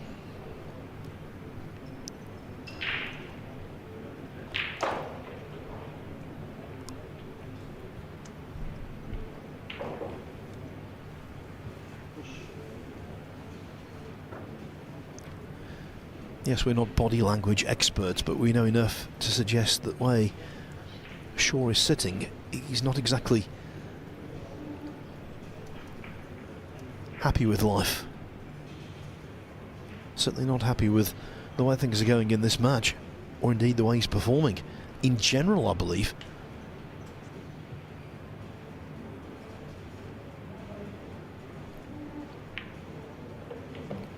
The one thing you can't legitimately complain about is David Alcaide's pace of play, which for me has been perfectly acceptable. Yeah, I don't think Alcaide's played slow by any means this match. I think if there was a shot clocking implemented here, it wouldn't affect either player. Clearly never going to affect Shaw, but Alcaide, none whatsoever in my opinion.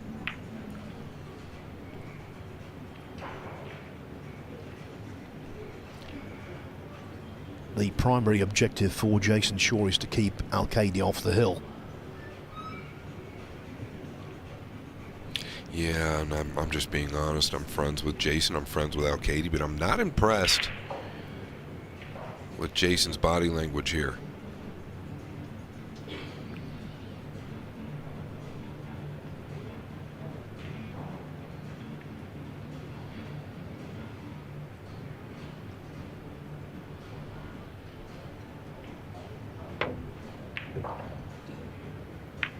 Well, this is what he's great at. It held up.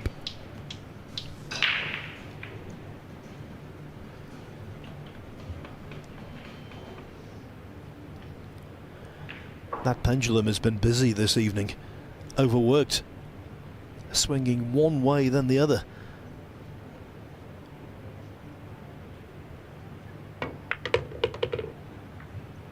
Oh, pretty cute.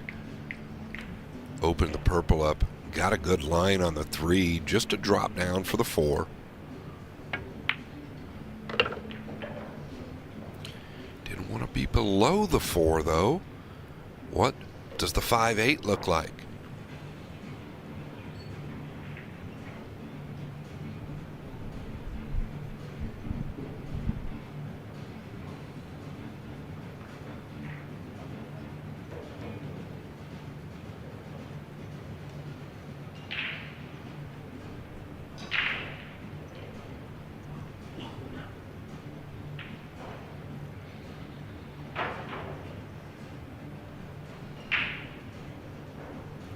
That's what he's looking at now.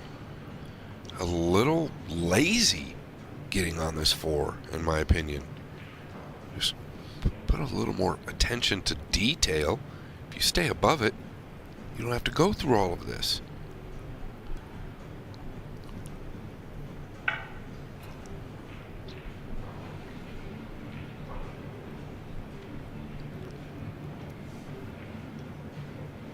This is probably the most time we've seen him take throughout this match.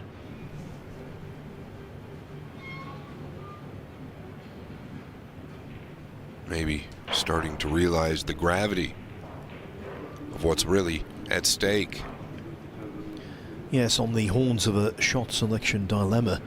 You don't see Jason Shaw, as Scott said, you don't see him take this amount of time on shots very often. I think, though, it was worth the wait. Could have done with more pace on the cue ball slightly, but wasn't bad. No, I really do like the shot he played there, Phil. I agree with you fully.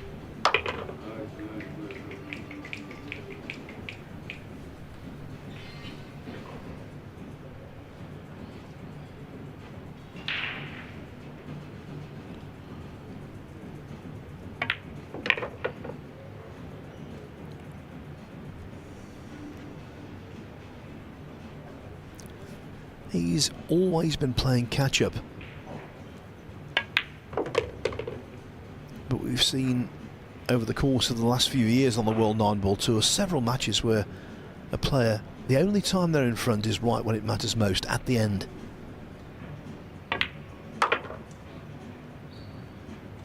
He is not to be written off. Do so at your peril. A much-needed rack falls to Jason Shaw. David Alcaide's lead is now 9-7. I can tell you a couple of players are on the hill, one rack away from the last 16. Mickey Kraus, 10-6 up on Billy Thorpe. Mark Bosch 10-4 up on the reigning US Open champion Ko Ping Chung.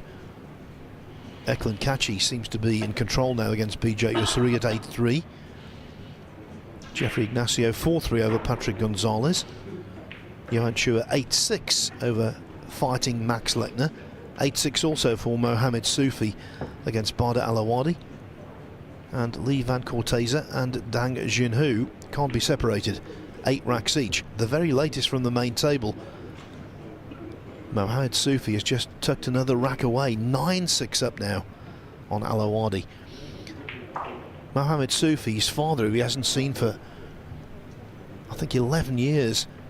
Not very well at the moment in Syria, and that's a great motivation for Soufi to do well here, to make his dad proud. We're all proud of Soufi, all of us in the pool community. Yeah, no doubt. I had a chance to talk to him earlier and really get to know him a little better. What a kind young man, loaded with talent. Uh-oh.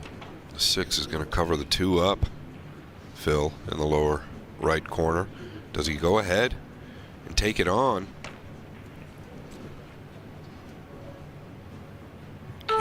Can he even see it?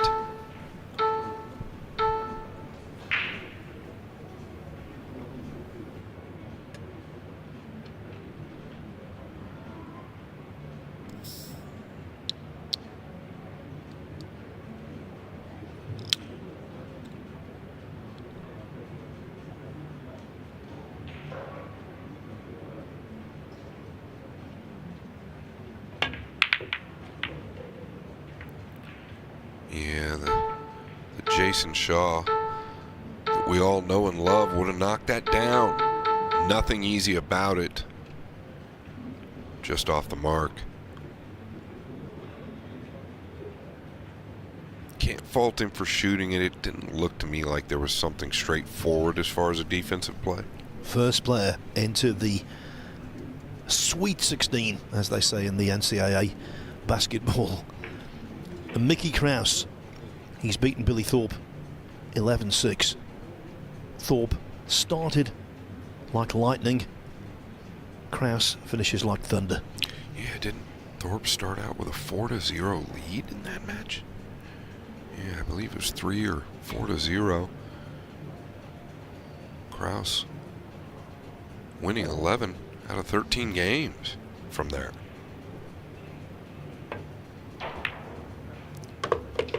That's a cracker. So much about this match has revolved around 2 balls, good and bad. That was right out of the top draw.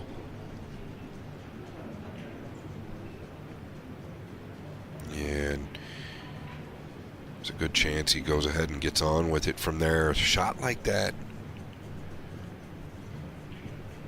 Does a lot for your confidence.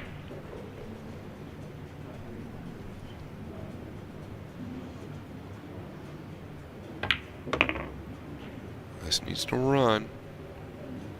It's going to get there.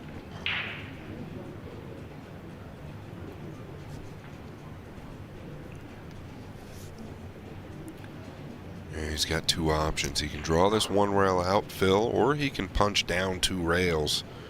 Most likely going to draw it one rail out. Oh, he can hold it. Pardon me. Looked like he had a much steeper angle there. Well, you've talked about the long ball with Alcaide at times, or we have. Is there a chance of wobbling this? Not dissimilar to the 8-ball he missed in rack 13.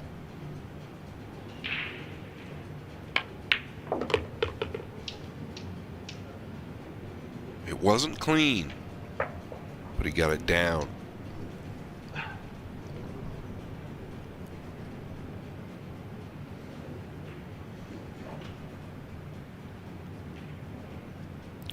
You've got to give Alcaide the credit.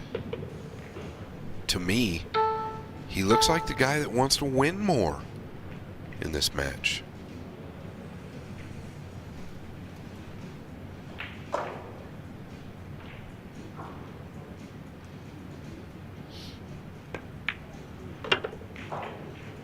Long way from over, though, Phil. Yes, the match and this rack after that. He cannot disguise the pressure he's under.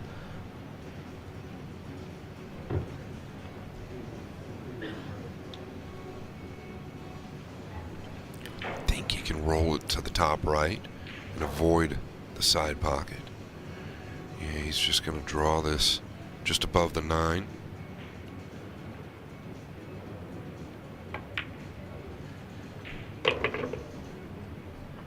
Yeah, well managed.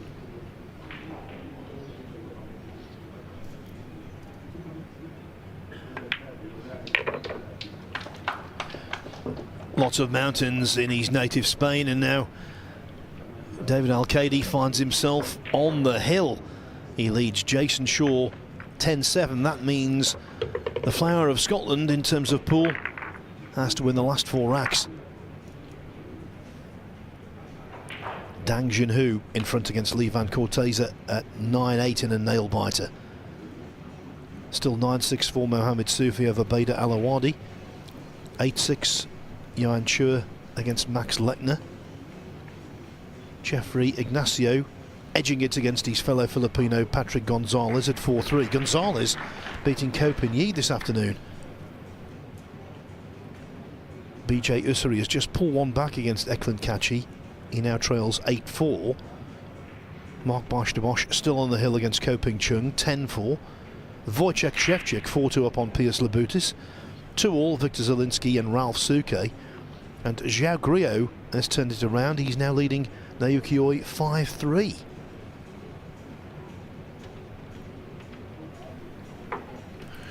Yeah, looking at Jason Shaw on that chair, he looks a little different than he did a few games ago.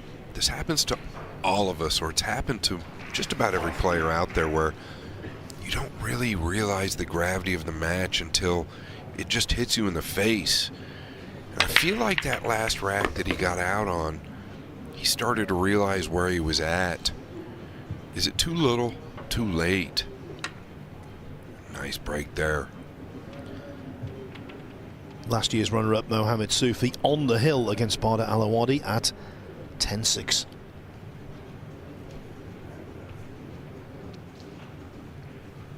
Yeah, I don't know what line he's got here with the 2, but it looks like it's pretty natural just to come through the 7 and 4. Just got to avoid the right middle pocket.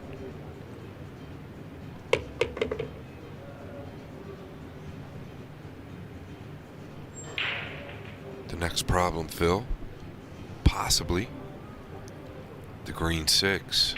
It's never straightforward when you're on the hill.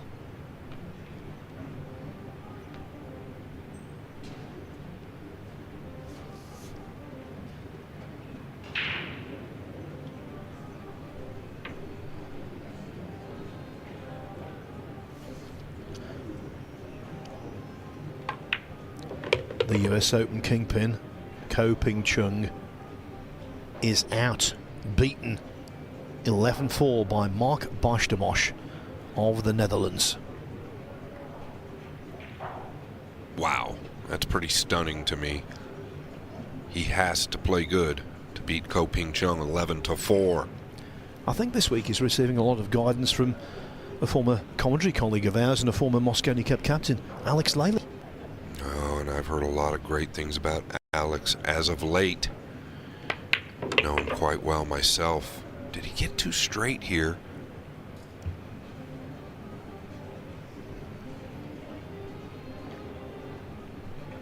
Yeah, now he's going to have to come underneath. Thought he might get an angle where he could go up into the 6 or clip the 9. This is safer.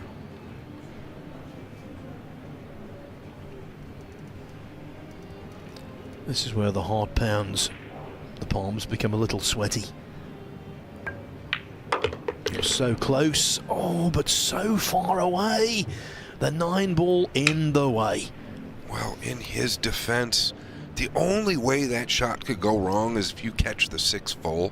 If he clips it thin on either side, he comes away with a shot. And if he doesn't clip the 6 at all, he's going to catch the 9 and come away with a shot. Kind of hard luck there.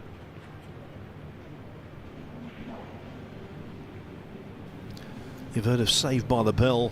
Shaw might have been saved by the 6.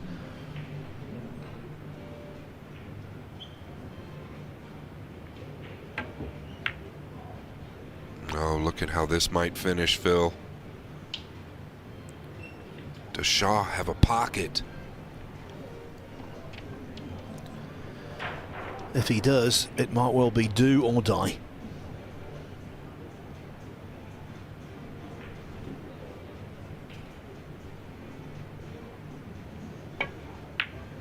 Oh, big time shot from Jason Shaw.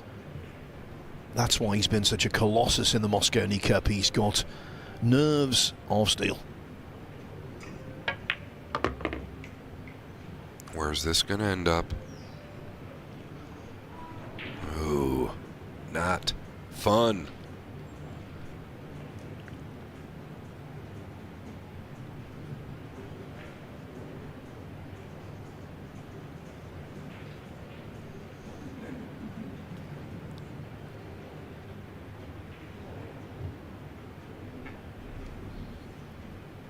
Not only a very difficult shot, but he's stretched out as well. He's going to the lower left corner.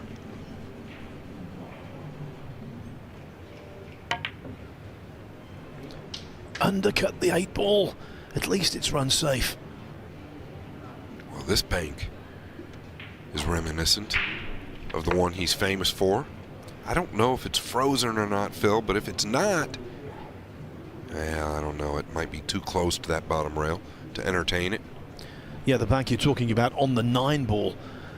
Hill to beat Alexander Kazakis to become World Masters champion.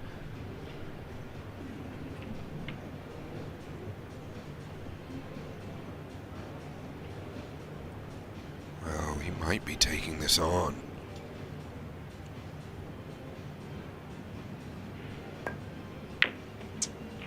Yeah, I thought it was a little too thin. It was so close to that bottom rail, Phil. And Shaw breathes again.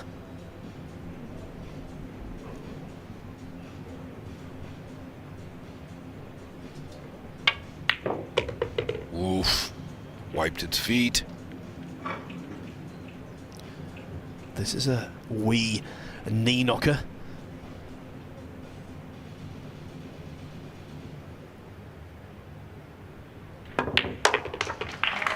Thumped in. Jason Shaw continues on in his quest to win this World 9-ball championship. He was very close to elimination there. But of course, when Alcaide hooked himself on the 6, it meant everything changed. 10 racks to 8. A little bit of hard luck, like I mentioned, on the 6. But you mentioned earlier, things have kind of gone Alcaide's way this match. Not in a major way. I think he's actually been the better player. What's Jason Shaw do?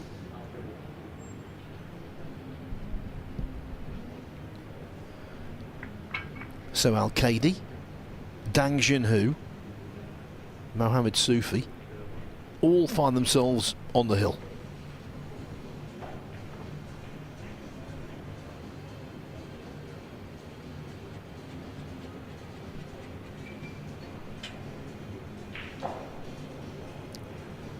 Can Shaw pull back another? He'd love a wonderful layout here off the break. Well, the 1's in, that's the start. But the 2 isn't playing ball. Yeah, and out of frustration, I wouldn't be surprised if he got out the jump cue here. There is value to it. Well, he's bringing it with him.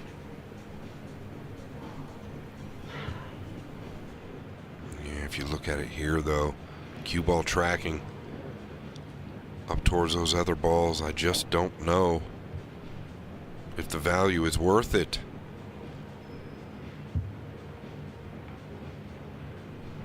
And he is evaluating. Well, Phil, buckle your seatbelts.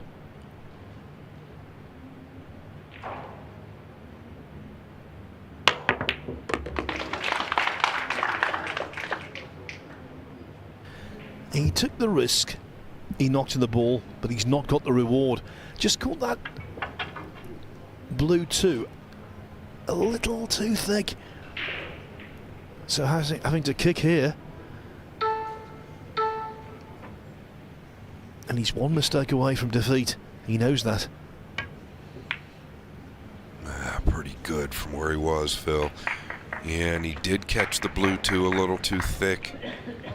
Kind of unlucky to make that 2 and not get a shot. This is where Alcaide likes to shine, the tactical side. Does he chip the 3 towards the purple, come back down behind the 9? Or does he take another chance, go into the purple, banking the 3 to the lower right?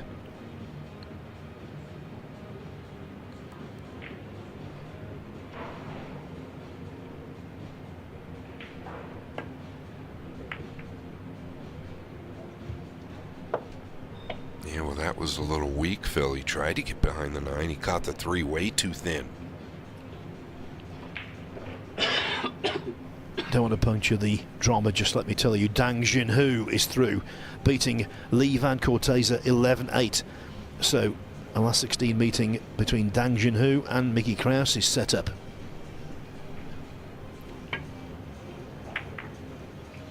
Yeah, and you just get the sense that this match is far from over. Shaw, body language changing.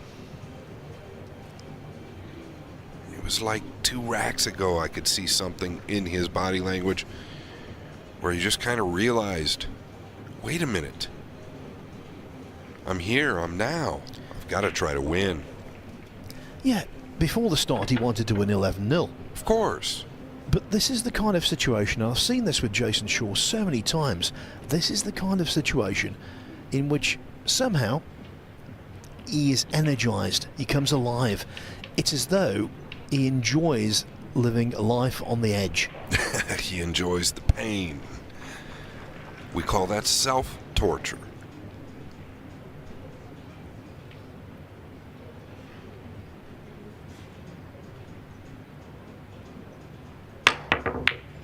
Oh boy, you hit it quite well. How's it going to finish?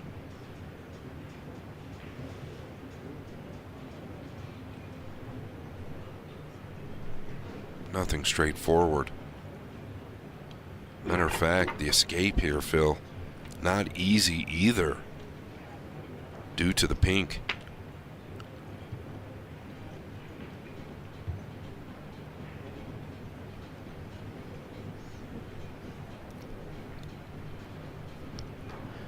It's got the feel of a deciding rack. And for Jason Shaw it is similar. Lose it and you go home. Yeah, he's not too happy at the way this finished, and there's reasons for that. Hard to get away from this. You can't really chip the top side of the 3 due to where the 4 is at. Is he going to play the carom? Well, he got away with it. That was what I was talking about, Phil. If he chips the 3 where the 4 was at, he was at risk of either making it or leaving the 3 right in front of the pocket.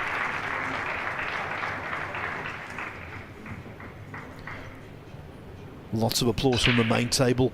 I think I saw a handshake as well. I do believe Mohamed Soufi has beaten Dana Alawadi. I'll let you know when it's official.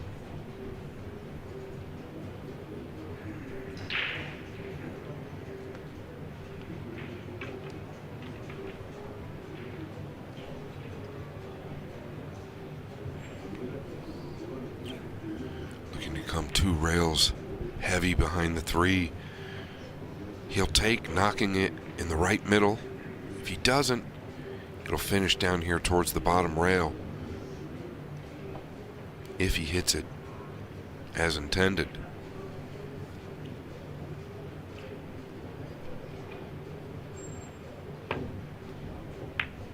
Yeah, he's caught it thin. How's it finish? Wow. In the last rack, the 6 was his mortal enemy. Now it's his best friend. Can confirm Soufi through 11-7. He will now play Max Lechner or Johan Chua. Lechner on a roll. He was well behind against Johan Chua. Now he leads 9-8.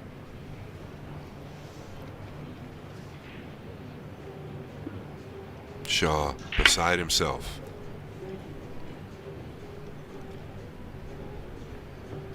He just needed a small portion of the 3 to stick out, to jut out.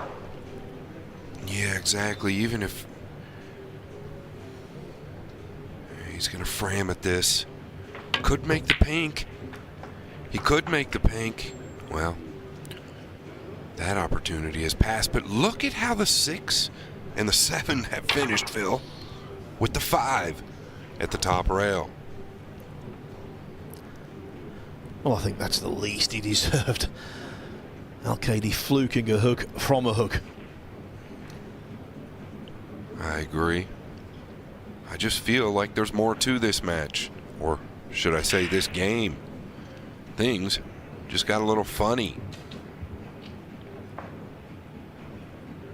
Both of those balls kind of entrapped the purple at the same time.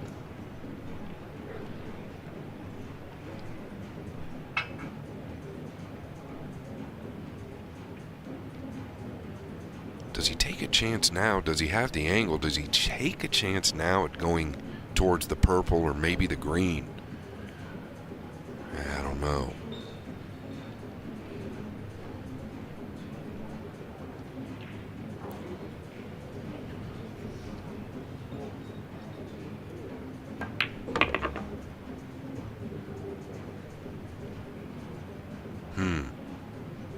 What's he got up his sleeve? I don't think the purple passes the 7.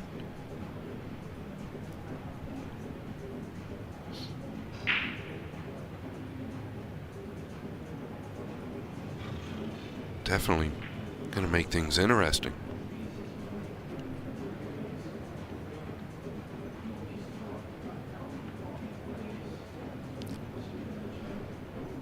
Four balls lined up, but not how Alcaide would have wanted them. Yeah, and the problem crashing into the 6 is if you catch the bottom edge of the 6 at all, like trapping it in the rail, and the 6 at the same time, you won't even make contact with the purple 5. That's why I was wondering if you take a chance with the 3 going into one of those balls.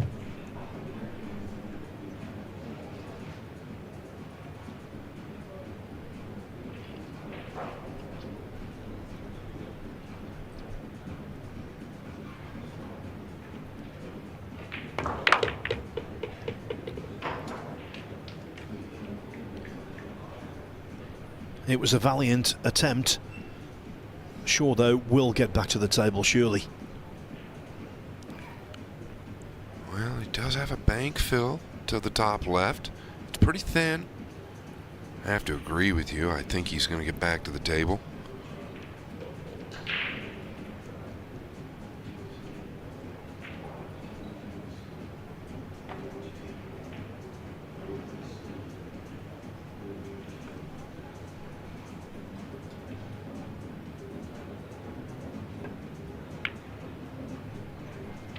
Oh, well done. This is what Alcaide is known for.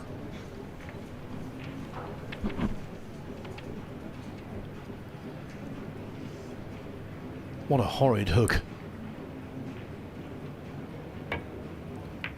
Okay, it was only a one cushion escape.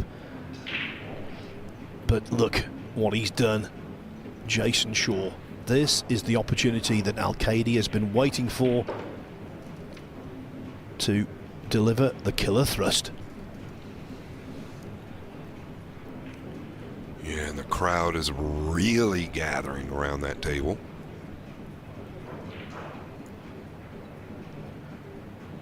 One good shot, Phil.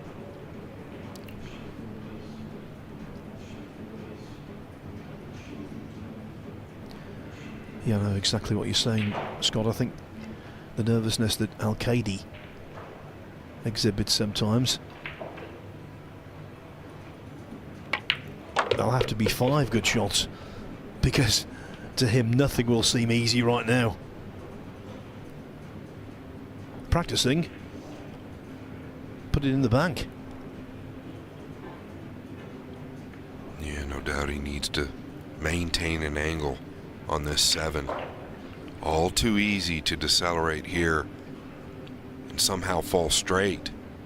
Stay through the 6, come across, stay above. He's decelerated, Phil. And again, look what's happened. Jason Shaw rooted to his chair thinking, why is the world against me? He was quick, got down on the ball, a little quicker than normal. Everything went awry. For all of his greatness, David Alcaide, and he's had a wonderful career, he is prone to missing balls in the crunch. It's just a statement of fact.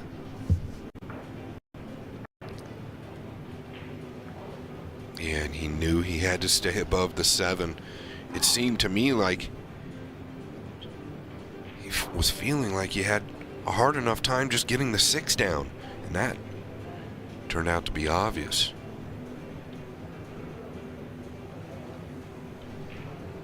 Jason, a man of miracles.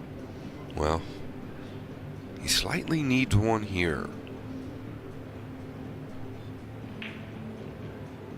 I mean, it's not terrible. He could just, with left spin, soft kick into the 6. Just leave them both right there. Or is he too covered by the 7 to get to the right long rail and softly go into the 6? As he contemplates, I can tell you, on the table closest to our commentary position, Eklund Kachi has just broken off on the hill, 10-4 over BJ Usuri. Yeah, and this is the shot I was talking about. It's really all I could do, Phil.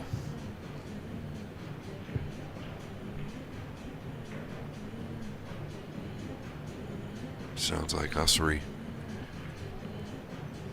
might be on his last leg versus Kachi.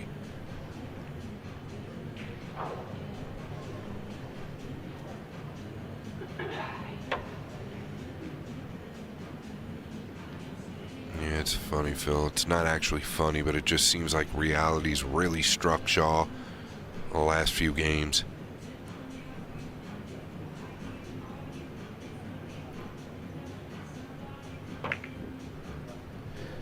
I just think the way the match has gone, Alcaide's fated to win it. Yeah, since early on, and almost just like here, as he just barely covered him completely on the green.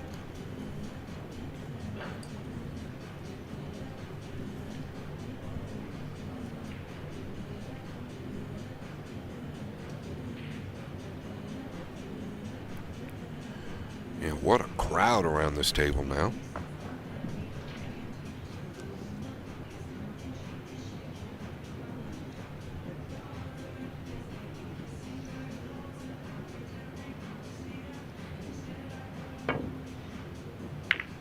Oh, he's double kissed it. He's scratched, Phil. I just think David Alcaide is fated to win it. I'll say it again. It just had that feel from quite early on, actually. Well, if he messes up here, he's only got himself to blame. It should be rudimentary. Don't overthink. Yeah, absolutely. Don't overthink it. You know, he's just coming off a miss on a 6 that he's supposed to make 10 out of 10, or at least 9 out of 10. Now you've got ball in hand on that same 6. Listen to Phil. Don't overthink it.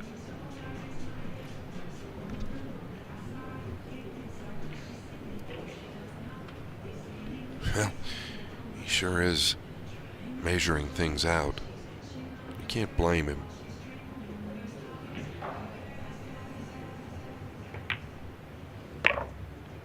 Well, he's wanted to get below the 7, Phil, so it's natural to come down for the 8. He's got an angle, but not what he wanted. So now he's going to have to stroke this ball. Could there be more drama left in this match? Well, if he doesn't close it out here, you have to seriously wonder whether Alcaide can do it at all. Oh, this is well struck. The lady, well, she might be singing now. She's certainly clearing her throat, Scott.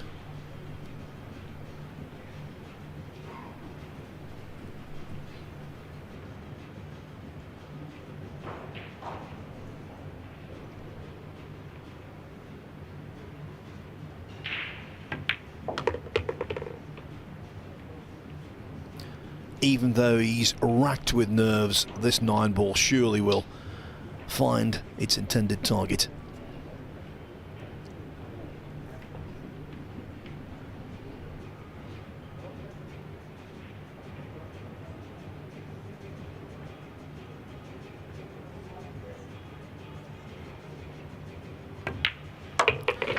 It is Viva España in Saudi Arabia. These two are good pals. Jason Shaw feeling completely crestfallen, downcast, disappointed. He was the great British hope, the great Scottish hope in this World 9-Ball Pool Championship, but those hopes have been crushed. David Alcaide wins by 11 racks to 8. He